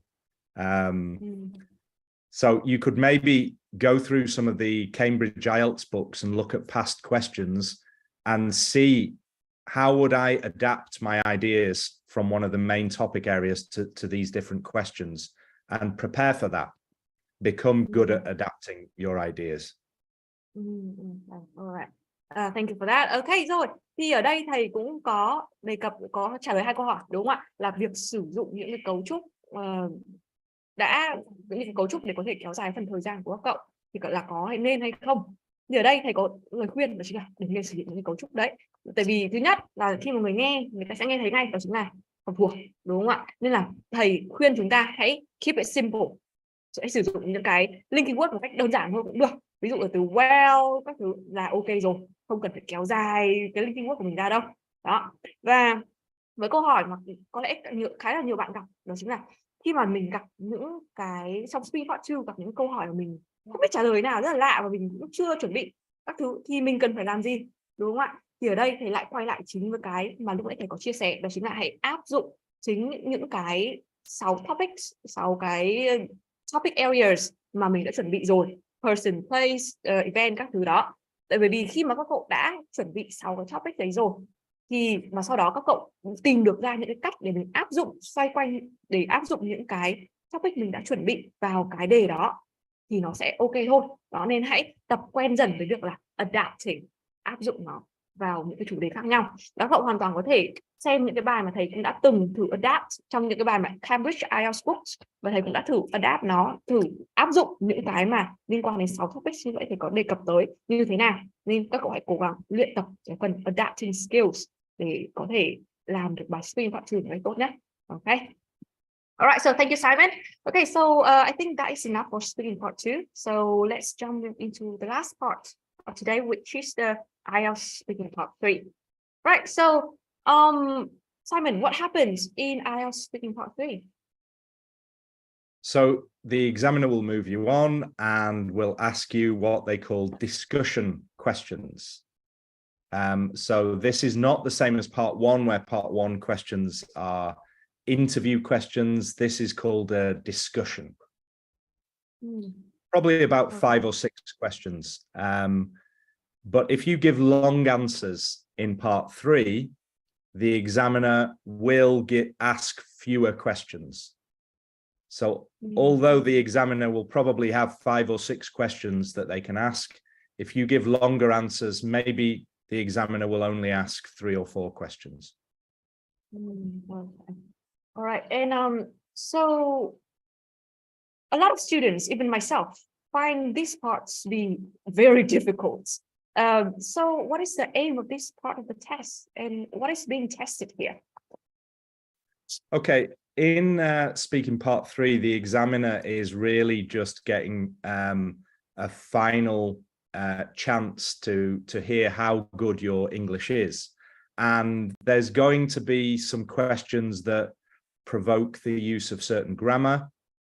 For example, you might have a question about the past or about the future. And of course, the examiner is listening to verb tenses in your answers. If the examiner asks, what differences were there in life 50 years ago compared to today? Well, obviously, in that answer, you're going to have to use the past, the present. You're going to be comparing. And so the examiner has a chance to listen to some grammar here, some more difficult grammatical structures and grammar usage.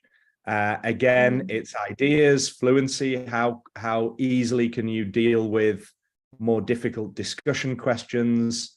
How well can you communicate your ideas in a logical way? So I think it was probably my favorite part of the test as an examiner, because you can really see how good the candidate is at this point. Okay. All right, and so in this part, how is it different from speaking part 1? So speaking part 1 should be easy. It's an interview question about you, whereas speaking part 3 is discussion, and it's the kind of discussion topics that you would see in writing task 2. It's more similar to that. So when I'm thinking of answering in speaking part 3, I often describe it as paragraph answers. So if you're asked a discussion question, you can think in terms of, I start with an idea, I explain it, give reasons, give examples. It's like building a paragraph, but in speech rather than in writing. Okay. All right, thank you for that. I'll translate for the students as well. Okay, rồi thì thầy lúc nãy thầy có đề cập đến speaking part 3, cũng là cái phần cuối cùng cho của speaking, đúng không ạ? Thì thường thì trong speaking part 3 người ta sẽ làm những cái câu hỏi thảo luận, đúng chưa? Và người ta sẽ hỏi các cậu khoảng tầm 5 đến 6 câu. Nên và trong phần này nếu mà các cậu trả lời dài thì có khả năng cao là giám khảo sẽ hỏi các cậu ít câu hỏi hơn. Ok.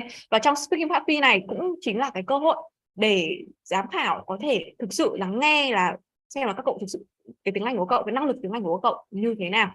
Đó, nên là sẽ có một số câu hỏi yêu cầu sử dụng ngữ pháp quá khứ này, hoặc là tương lai này, để giám khảo có thể thực sự nghe cái ngữ pháp, cái cách sử dụng ngữ pháp, những cái verb tenses, những cái động từ, cách chia động từ của các cậu.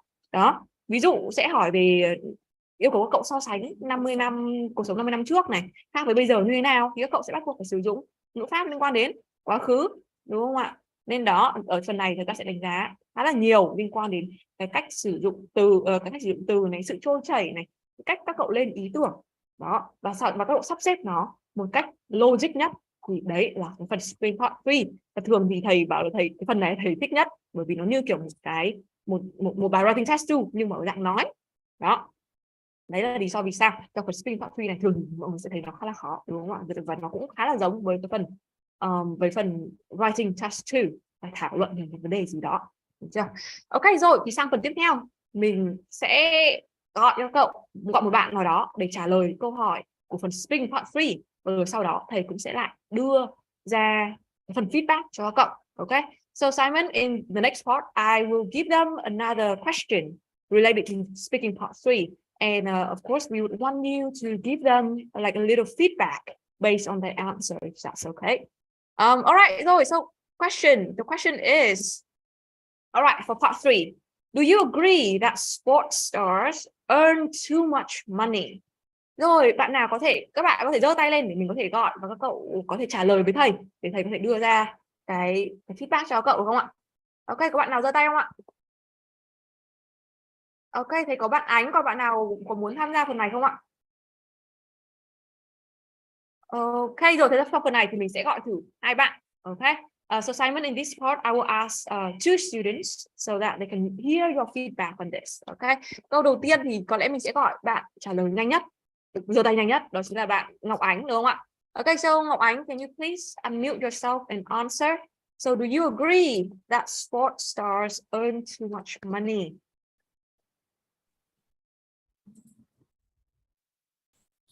Okay, yeah, this is my answer. I think that I agree with this sentence. In my opinion, it is fair that sport people can earn a lot of money, because I think that athletes spend a lot of hours for training session to enhance their performance, or even to set a new record and bring medals back to their own country. So I think it is rational for that sport people should earn a lot of money. Okay. All right. So Simon, what do you think about that answer? Okay. The answer there, I think you said agree, whereas the question is too much money is a negative thing. When you say, does somebody earn too much money? It's saying that we don't think they should earn so much. So for this, your answer would need to be, I disagree. I think it's fine that they earn a lot of money because they work very hard and they train a lot, and then they bring medals back to their country. So your reason was really good, your explanation. There was just that small problem with the direct answer at the beginning. So I think you needed to disagree. And the other tip is related to my method. You got 2 steps of the method right, which is answer and explain. And maybe we'll come to the 3rd step in a moment when we go on to methods. But good answer. Just be careful with the idea of too much, because that's a negative. Okay.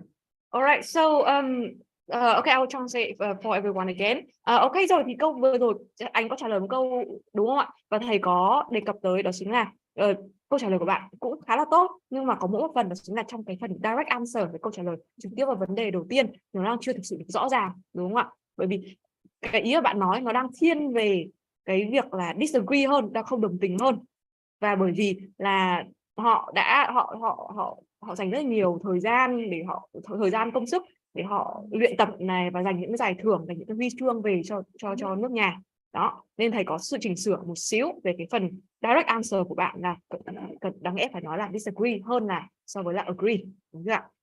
Đó, và bạn có cái phần giải thích rất là rõ ràng, rất là tốt rồi. Và ở đây thì thầy cũng có đề cập tới là ok, bạn đã có thể áp dụng được 2 cái, đó chính là answer directly và đưa ra một cái lý do rồi, đó chính là IE của thầy rồi. Thì xíu nữa thầy sẽ giới thiệu một cái phương pháp mà thầy hay sử dụng trong speaking part 3 hơn. Ok, thì vậy thì phần này, tại vì mình còn nói sẽ 2 bạn trả lời phần này, đúng không ạ? Thì trước khi chúng mình đi sâu hơn thì hãy xem cái phương pháp mà thầy muốn nói tới là phương pháp gì, rồi các cậu thử áp dụng đó, và rồi thầy Simon sẽ chữa cho các cậu xem sao nhé. Okay, so Simon, can you give us the method that you would use, and then later on the student would try to apply your method in this answer, and then you give them some feedback. Is that okay? Yeah. Okay.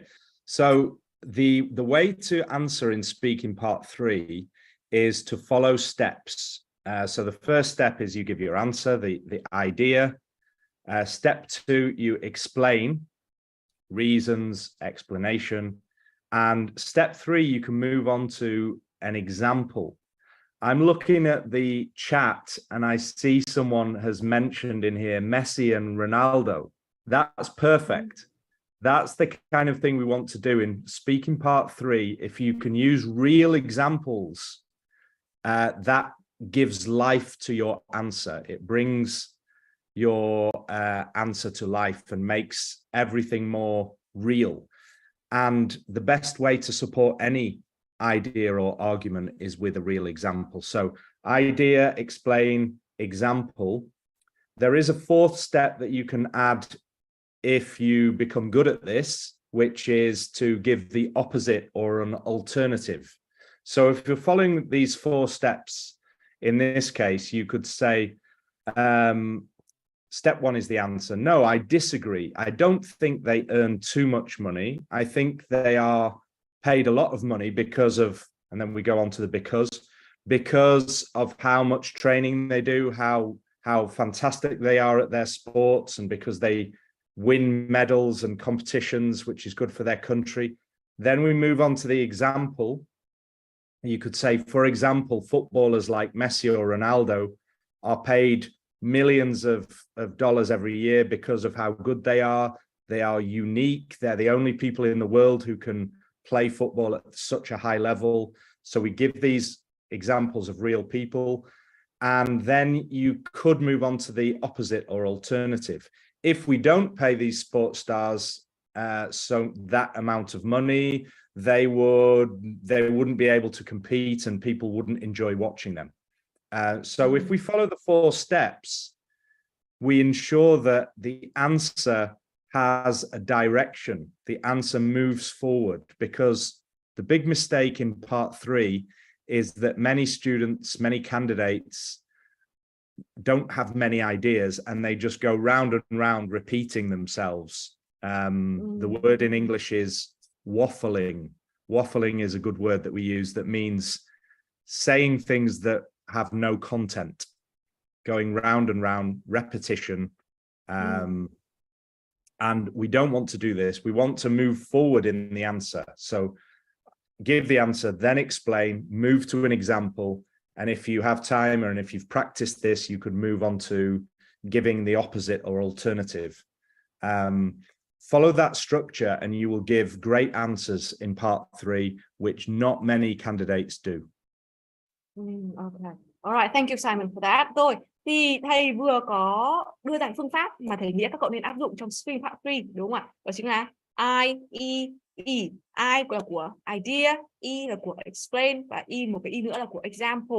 Và ở đây ngoài cái việc là đưa ra cái ý tưởng này và cái lời giải thích này thì các cậu hãy cố gắng có thể đưa ra một cái ví dụ thực tế, giống như có bạn lúc nãy có đề cập đến là Ronaldo hoặc là Messi, để có thể đưa ra cái ví dụ thực tế về cái vấn đề mà mình đang nói tới, đúng không ạ? Bởi vì chính cái việc là đưa ra cái câu hỏi thực tế, cái ví dụ thực tế như vậy giúp cho các cậu khiến cái câu trả lời của các cậu nó trở nên phong phú hơn.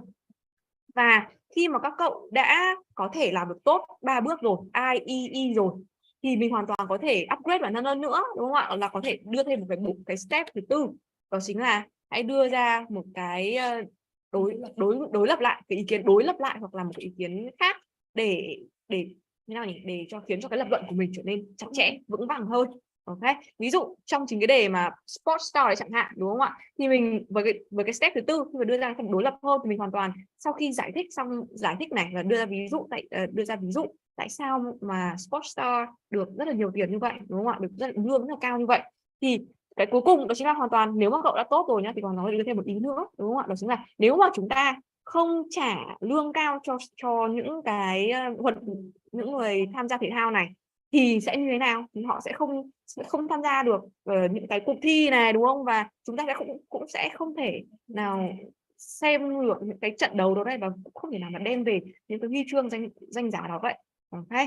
Và ở đây thì thầy cũng có một số lưu ý nữa, đó chính là hãy cố gắng stick, có nghĩa là hãy đi theo một cái structure mà thầy có đưa ra, bởi vì nó khiến cho cậu giảm thiểu trong việc là cứ phải nói lòng vòng vo, lặp đi lặp lại đó, và mà cái ý tưởng của cậu sẽ luôn luôn kiểu bám vào cái cấu trúc đó. Thì đấy là cái structure mà thầy có đưa ra rồi. Và ở đây thôi thì ở đây mình sẽ không hỏi cái câu hỏi về sport này nữa, mà mình sẽ hỏi một câu khác. Ok, và một bạn nào đó hãy giơ tay và trả lời câu này, và rồi thầy hãy thử áp dụng cái cấu trúc mà thầy có đưa ra.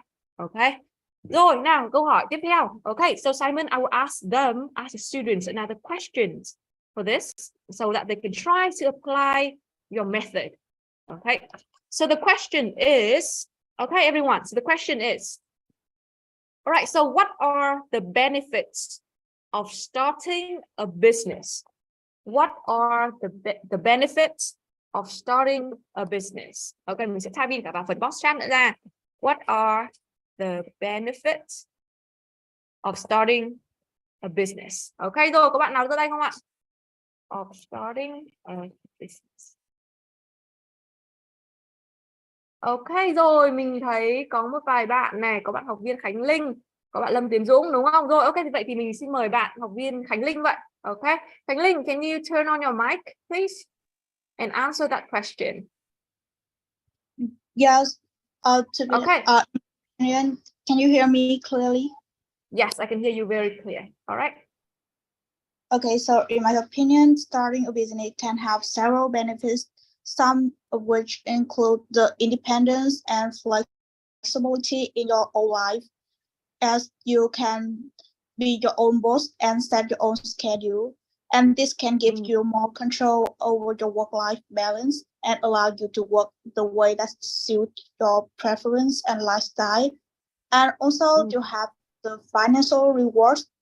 You can a successful business can generate a significant financial reward, including the profit and capital gains or else. And as the business owner, you may also be eligible for tax deduction and another financial benefits. Okay, all right. Thank you, Khánh Linh. All right, so Simon, what do you think? Wow, that was a good answer. In some great vocabulary in there and very nice and clear.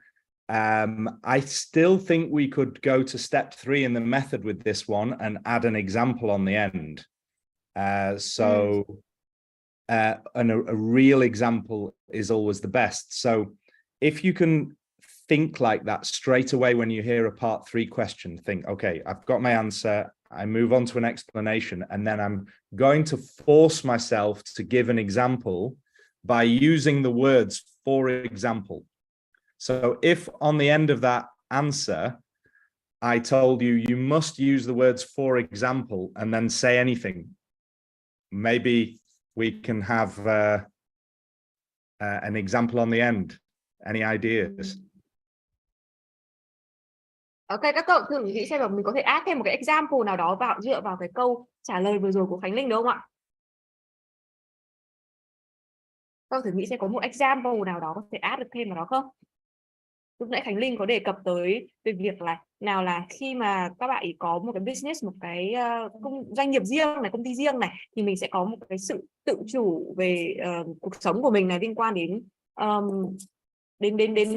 sinh hoạt, liên quan đến tài sản, đúng không? Liên quan đến tiền, mình hoàn toàn có thể tự chủ trong phần đó này, hoặc là sau đó mình có thể có cái sự linh hoạt trong cuộc sống của mình, trong cái việc là đi làm như thế nào, về lifestyle của mình như thế nào. Vậy thì các cậu thử add thêm, thầy vừa có bảo là các cậu thử add thêm một cái example gì đó dựa vào trong cái đó được không ạ?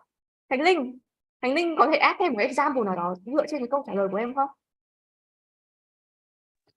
So for example, if you run your own business, you can just afford your whole life and you don't have to depend on the money that your parent gave you each month or something like that. You can buy anything you want and do anything you want, that you don't have to be mad if it is very annoying your parent as you ask them for a lot of money. Okay. All right, so that's the example. What do you think, Simon? Okay, I'm going to give a tip related to that, because that was still really explanation, or we could maybe call it a very, very general example. Here's my tip: 2 types of examples, either a named example where we give the real name of a person or a thing or a business, or a personal example. So named or personal examples. So for example, talking about a business, imagine in your explanation you've said, and people who start businesses can sometimes have a huge impact on the world. For example, my phone is by Apple, and the creator of Apple, the founder of Apple, was Steve Jobs, and everybody knows who he is and respects him as this incredible creator of something that we all use every day. So by naming Apple and Steve Jobs, I've made this answer come to life. I've made it real. And the examiner, oh yeah, I understand what you're saying, because you've talked about a concrete, real thing. On the other hand, the student who gave that answer could turn that answer into a personal example. Let's say she says, for example, in my case, I began a business a couple of years ago, and you can make this up. You can invent this. I began a couple of years ago, and now I don't have to rely on my parents for any money, and I have independence, etc., etc. So just changing that small thing that she did into a personal example makes it more real, and it makes it one of the 2 types of examples that I'm talking about. Does that make sense? Okay. All right. So thank you, Simon. Yeah, I think it's really useful about the example because some students can get mixed up with the explanation or it's not too in detail as we expected. Okay. Alright, rồi thì đó thầy cũng vừa có đưa ra một số feedback nữa cho Khánh Linh đúng không ạ? Đó chính là hiện tại về cái phần câu trả lời của mình vẫn đang mang cái xu hướng đó chính là thiên về cái phần giải thích hơn.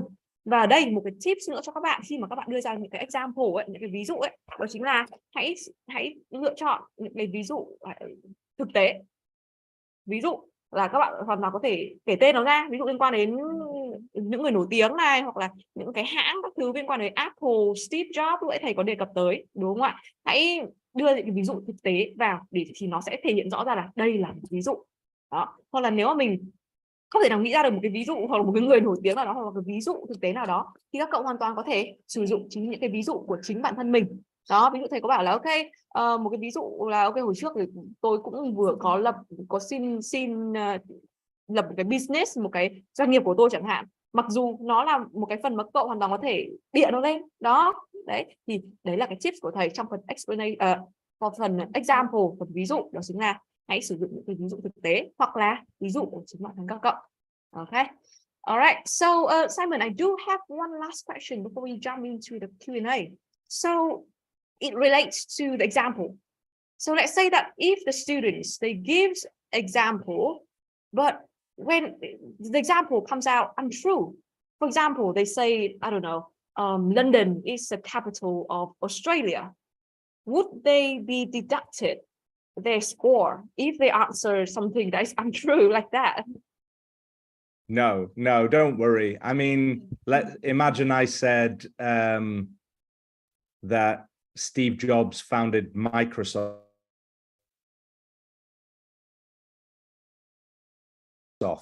Who cares? It doesn't matter. Example would still work. It would still be good. So don't worry too much about getting being completely 100% accurate. You know, I don't think I was 100% accurate because I think Steve Jobs started Apple with somebody else, but the examiner doesn't care. Just use your examples. Examples are very powerful, and I recommend trying your best to use, remember, named example, include the name. So many times people give examples without giving a name. You know, if you're talking about fast food, say McDonald's. If you're talking about an object, your phone, give the make, Samsung, iPhone, whatever. Always give the names. And the other type of example, personal. You can tell a story about you. Okay, all right, thank you. And your personal examples can be invented as well. Don't worry. They're not, the examiner won't check whether you've lied or told the truth. Okay. Alright. Ok rồi thì thầy cũng vừa có mình có đưa ra câu hỏi, đó chính là cái ví dụ mình mà đưa ra một cái ví dụ mà nó không đúng thực tế, ví dụ ở London là thủ đô của nước Úc, nó hoàn toàn sai đúng không ạ? Vậy thì mình có bị trừ điểm hay không? Đó. Thì thầy có bảo là ôi đừng lo về cái đấy, bởi vì là người ta sẽ không trừ điểm các cậu đâu trong việc nếu mà các cậu đưa ra thông tin nó bị sai, bởi vì ví dụ chính thầy cũng đưa ra thông tin nó hình như không chính xác lắm, ví dụ liên quan đến Steve Jobs chẳng hạn. Đó, nên là đừng lo lắng quá trong việc là các cậu khi mà các cậu đưa ra một số những cái tên này mà nó bị sai thông tin thì đừng có quá lo lắng về cái phần này. Đó. Và đây sẽ một cái tip các cậu cần nhớ, đó chính là trong phần ví dụ hãy nhớ kể tên của cái đó ra. Ví dụ nếu mà nói về đồ ăn nhanh này thì mình hãy nói hẳn cái tên một số những cái brand đó ra, là ví dụ liên quan đến McDonald's này, KFC. Nếu mà nói về điện thoại thì hãy nói rõ ra là Samsung hoặc là điện thoại iPhone, kiểu như vậy. Chính những cái phần này nó sẽ giúp cho cậu trong việc đây là một ví dụ thì người ta sẽ dễ hình dung và thấy được cái cấu trúc của cậu hơn. Đó, hoặc là lấy từ chính cái ví dụ chính bản thân của các cậu, dù là các cậu có make up nó lên, dù các cậu có kiểu tự bịa nó ra, không sao cả. Đó, ok. Rồi thì phần đó cũng wrap up lại cái phần speaking part 3. Okay, so thank you Simon. That also wrap up our speaking part 3, and we'll move on to the last part, which is the Q&A. So since we don't have a lot of time left, I would say probably 1-2 questions maximum for the students, and then afterwards they can send some questions to you and they will ask you after the webinar. That's perfectly fine. Alright, rồi các cậu ơi, vậy thì bây giờ sẽ đến phần Q&A. Tất cả những cái phần mà các cậu vẫn còn băn khoăn thắc mắc, các cậu hãy type in vào phần chat, ok? type in phần box chat để thầy có thể dựa vào đó nhìn thấy những câu hỏi của các cậu và trả lời cho mình. Ok, rồi các cậu type in phần box chat giúp mình ạ. Okay, some questions for Simon. Please, guys, type in the box chat. So I saw some questions earlier in the chat near the beginning, and I'll just answer some of those quickly because there were some good questions there. One person asked about uncommon words to get a high score,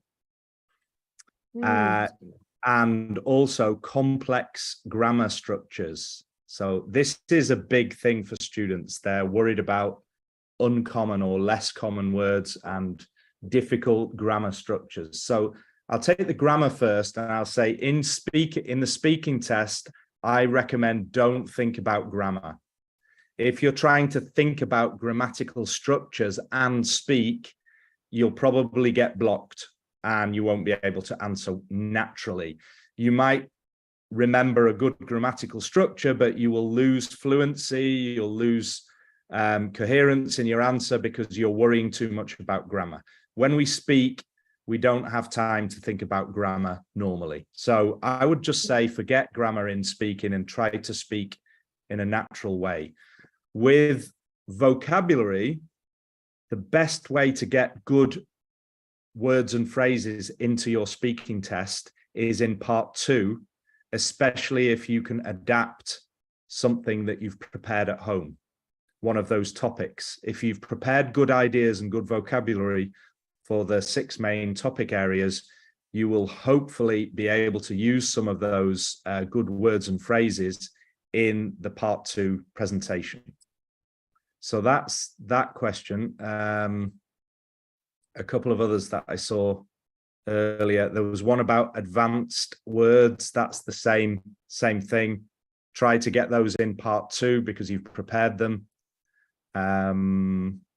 There's a question on the Q&A that somebody asked me about the difference between language-related hesitation and content-related hesitation. That's really tricky to explain, but if somebody, do we all know what hesitation means? I'll explain for them. You can just explain. Yes. Rồi thì lúc nãy thầy có hỏi đó chính là cái sự khác biệt giữa sự ngắc ngứ về phần nội dung và sự ngắc ngứ trong cái việc là sử dụng ngôn ngữ. Đó thì hesitation nó là cái sự ngắc ngứ của cậu khi mà cậu nói. Đó thì thầy có hỏi là các cậu có biết cái từ này không? Đó thì rồi từ đó thầy sẽ giải thích thêm cái sự khác biệt giữa language hesitation và content hesitation. Nó có khả năng như thế nào, mặc dù là cũng khá là khó để có thể phân biệt rõ ràng giữa hai cái là gì. Yes, Simon. So I've explained for them. It's a good question on the Q&A there. So a language-related hesitation is when the candidate doesn't have the word, doesn't know the word, is struggling to find the correct English word. Whereas a content-related hesitation, well, even a native speaker like me or like you in your language, we all hesitate when we're thinking of content. What's my answer? You might have a pause. You might occasionally stop, like I do when I'm explaining now, to search for content. Now, you'll have to trust me that a native speaker examiner can usually tell when it's language or content that you're searching for. When you haven't got the words or the phrases to express yourself, it is usually obvious to the examiner. To any native speaker listening to an English learner, it is quite obvious when it's the words and phrases and grammar that's causing a problem, compared to this person is very fluent, but I can see that they're just searching for an example at the moment. And so the pause or the hesitation is to look for some content, an idea. So they are 2 different types of hesitation, and you'll probably just have to believe me that as an examiner, it was usually easy for me to see which was which. But that was a good question. Okay. All right, thank you, Simon. Rồi thì lúc nãy thầy có trả lời 2 câu hỏi, đúng không ạ? Trong việc là thứ nhất là sử dụng những cái từ mà advanced vocab, những cái từ ngữ đa to búa lớn, đúng không ạ, để có thể đạt được điểm cao và sử dụng những cái cấu trúc phức tạp để đạt được điểm cao trong IELTS là gì. Thì ở đây thầy có đề cập tới trong việc sử dụng những cái cấu trúc ngữ pháp phức tạp, đúng không ạ, thì thầy có lời khuyên đó chính là trong phần speaking test ấy, thì các cậu cũng không cần phải quá lo lắng trong việc là sử dụng ngữ pháp phức tạp như thế nào, bởi vì chính trong việc là các cậu cứ phải nghĩ là mình phải sử dụng cái ngữ pháp cao to búa lớn, đao to búa lớn, nhớ những cái ngữ pháp đó và để phải nói nó ra, thì chính cái phần đấy nó khiến cho cậu trở nên ngắc ngứ và có khả năng là cậu sẽ bị tắc ký tưởng ở trong đó và không thể trả lời được một cách tự nhiên. Đó sẽ khiến cho cậu mất đi cái điểm về liên quan đến sự trôi chảy này, về cái sự rành mạch của các cậu. Đó nên là với phần này không cần quá lo lắng về phần grammar đâu. Còn về vocabulary, về liên quan đến phần từ vựng, sử dụng những cái từ vựng cao siêu ấy, thì các cậu hoàn toàn, thầy khuyên là mình có thể sử dụng nó trong phần speaking part 2, bởi vì các cậu hoàn toàn có thể chuẩn bị trước một số những cái từ vựng và rồi adapt, thử áp dụng nó vào những cái chủ đề mà các cậu có gặp phải. Đó thì thầy có lời khuyên như vậy. Còn về cái việc mà sự khác biệt giữa cái sự ngắc ngứ liên quan đến phần ngôn ngữ và sự ngắc ngứ liên quan đến phần nội dung thì nó khác nhau như thế nào. Với cái phần sự ngắc ngứ liên quan đến ngôn ngữ thì khi mà một ứng viên mà không có cái từ vựng ấy, không tìm được cái từ vựng ấy, thì thường thì những cái người giám khảo người ta có thể nhìn thấy, nhận ra rất là dễ. Đó. Và với còn liên quan đến việc là ngắt ngứ về nội dung thì thường thì đến chính những người bản ngữ người ta cũng đang gặp khó khăn, có thể gặp khó khăn trong phần đó, bởi vì người ta sẽ dừng lại và nghĩ đến một số những cái ví dụ gì đó chẳng hạn, đúng không ạ. Đó, và thường thì những người bản ngữ người ta hoàn toàn có thể rất là dễ để có thể thấy là ok, bạn đang dừng lại, đang tìm kiếm cái phần nội dung, hay là bạn đang tìm kiếm những cái từ mình đang không thể nào nhớ nó ra được, nên cái phần này nó rất là dễ để giám khảo có thể thấy, nhận ra cái điều đó. Okay. All right. So Simon, I believe that we will just have like one last question before we finish because it's quite late. Your time is already. So would you like to pick one last question, or shall I do the honor? Maybe I can pick really quickly, just one or two. So the first one, do you need to worry about your Vietnamese accent? The answer is no. Pronunciation and accent are different. Worry about clear pronunciation, not accent. There's questions about speaking more naturally and how to improve your speaking. That's a big question because it all depends who you have to practice with. Because at one end of the scale, you could have a native speaker, friend or teacher to practice with every day. And then at the other end of the scale, you have no one to practice with, and you just need to record yourself and listen back to recordings of you speaking and try your best to analyze yourself. It really depends on your situation, how you practice. We forgot to go through the structure of part 2, but it's very simple. It's not like introduction, body and conclusion. Someone was asking about that. In part 2, just follow the bullet points as your structure. And if you can, try and remember some ideas that you've prepared at home. There's a question about somebody has hearing problems. You need to report that to the IELTS test center and they will solve that problem. Okay, that was a few quick answers from things that I've seen. Do you want to finish, Hannah, with a final yes, question? Okay. Yes, so let me just translate what you've answered the students first, and then I'll wrap up with the last question after.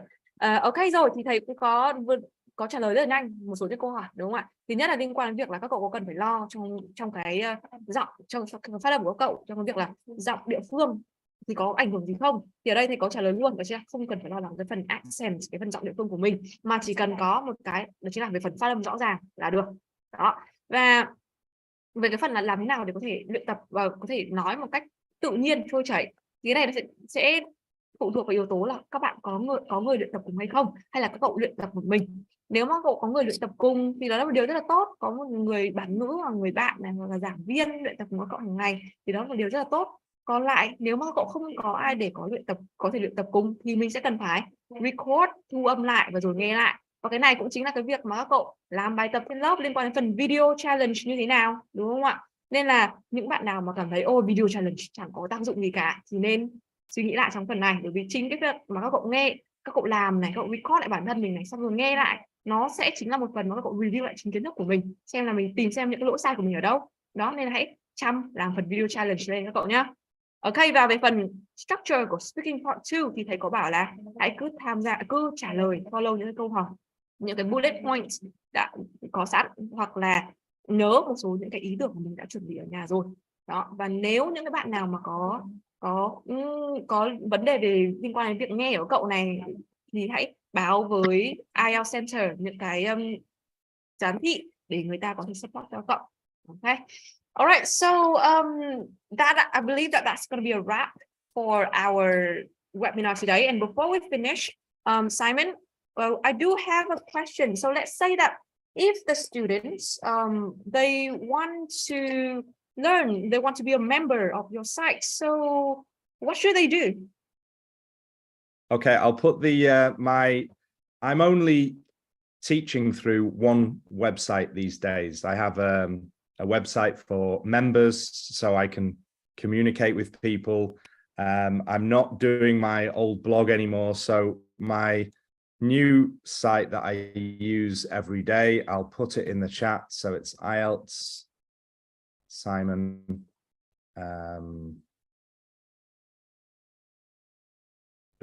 .study. It keeps changing my IELTS to melt, so just correct that. IELTS-simon.study is the website that I use every day and that I teach through now. Okay. All right. Okay. And so let's say if the students, so let's say if the students who participate in this particular webinar, or they are partial students, would they get some kind of discount if they become a member in your site? Yeah, we've got a really nice discount for any students who've attended today. And so the normal, it's a monthly subscription website. You can join and cancel anytime. I don't make students join for a minimum amount of time. It's just monthly, so you can join for 1 month and leave. Normally the price is I'll put it in the chat. Normally the price is 34, but with a discount code, I'll just put this in the chat box. The discount code is PASSL with all lowercase letters, and that gives you monthly for a huge discount. I think it's about 80%, so it's only £7 per month. Okay. So that's my member site, and with that discount code, you get a huge discount, 80%. So that's for people who've attended today. Okay, thank you, Simon. All right, rồi thì thầy vừa có chia sẻ là thầy đang chỉ có, nếu mà các cậu có mong muốn là follow thầy và chuyển vào cái website của thầy, hiện tại thầy đã chuyển sang một cái website mới, đó chính là IELTS Simon. Và như một món quà tri ân với những bạn mà hôm nay có tham gia buổi webinar và các bạn học viên partial, thì thầy cũng có những cái discount code để các cậu có đến tận 80% phần discount. Thì với phần này nếu mà các cậu gặp khó khăn thì các cậu hoàn toàn có thể đăng ký với partial, đăng ký qua link của partial, và rồi partial sẽ gửi cho các cậu những cái phần discount này nhá. Ok, rồi và sẽ là cái phần cuối cùng, đó là liên quan đến phần mini test này, mini games ngày hôm nay. Alright, so Simon, before we finish, I have so it's the results. So before we start this, we have like this little mini games for the students, so that they commented like a random number, and they would get a gift after. So I'll just finish this, and then we'll say goodbye to you for this. Okay. All right. So let me share with the students the code for today. Okay, the link actually. Ok, rồi thì đó, phần cuối cùng của sự kiện ngày hôm nay thì chúng mình sẽ tìm ra 4 con số may mắn nhất cho phần mini game. Thì bây giờ mình sẽ sử dụng phần mềm random để nó quay trực tiếp. Và sau khi tìm ra 4 con số may mắn thì ban tổ chức sẽ tìm các bạn có comment tương ứng và công bố tới các bạn trúng thưởng. Ok, thì mình sẽ bắt đầu số may mắn đầu tiên. Okay. Ok, rồi số may mắn đầu tiên đó chính là số 799. Ok, số đầu tiên là số 799. Ban tổ chức cũng giúp mình ghi lại những con số này để có thể trao thưởng cho những bạn học viên. Ok, và số may mắn thứ hai sẽ là 210. Ok, chúc mừng số 210 nha. Và số thứ ba là số 180 ạ. Ok, và con số cuối cùng là số 880. Ok, rồi thì chúc mừng 4 bạn may mắn đã thắng trong phần mini games của cái phần webinar assignment này. Đó, thì các bạn chúng mini games bên partial sẽ liên lạc để có thể nhận thưởng trong ngày mai nha. Ok, rồi thì cảm ơn tất cả các bạn đã dành thời gian tham gia với buổi webinar được tổ chức bởi Trung tâm Anh ngữ partial với thầy Simon ngày hôm nay. Thì hẹn gặp lại các bạn ở những sự kiện khác thật bùng nổ hơn, và hy vọng rằng sẽ có cơ hội gặp thầy Simon sớm nhất tại Hà Nội, tại Việt Nam. Okay, so Simon, thank you for joining us for the webinar today. It's such a pleasure to hear from you, to practice with you, and we do hope that one day you would come to Vietnam so we can meet you face to face. And yeah, so thank you very much for participating. So everyone, please say thank you to Simon and say goodbye to him. Thanks, Hannah, for hosting this, and Passel for doing a great job putting this together.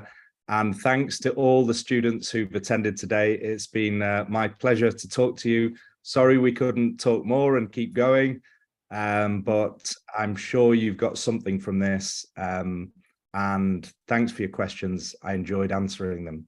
So hopefully see you all again soon. And I hope to be able to travel to Vietnam one day as well. Of course, so we're all looking forward for you to come to Vietnam one day. All right, so thank you, Simon. Thank you, everyone, and good night for everyone in Vietnam, and good day to you, Simon. Yeah, have a great evening. Thanks a lot. Bye, guys.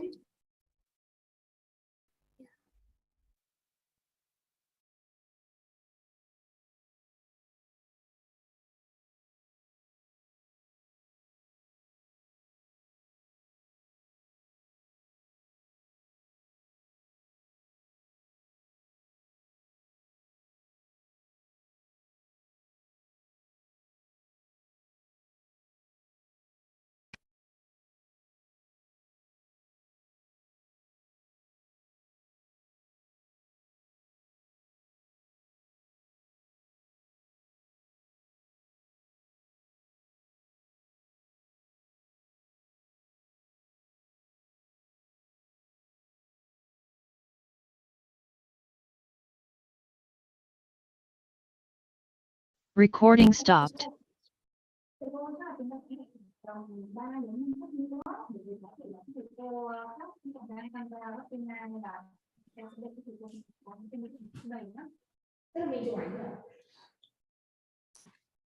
Hello chị Hannah.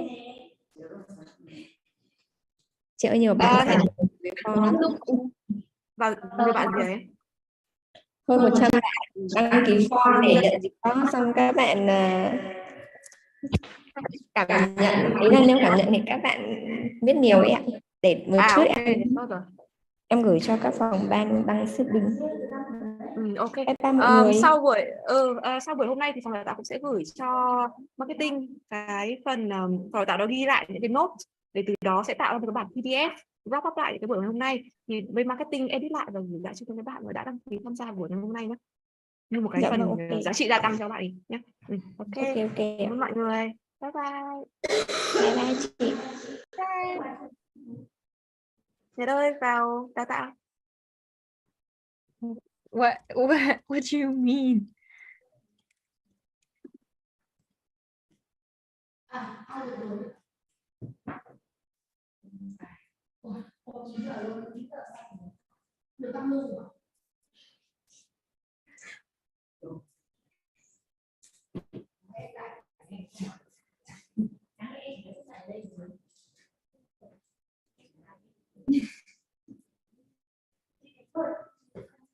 Ôi, đăng bài chưa?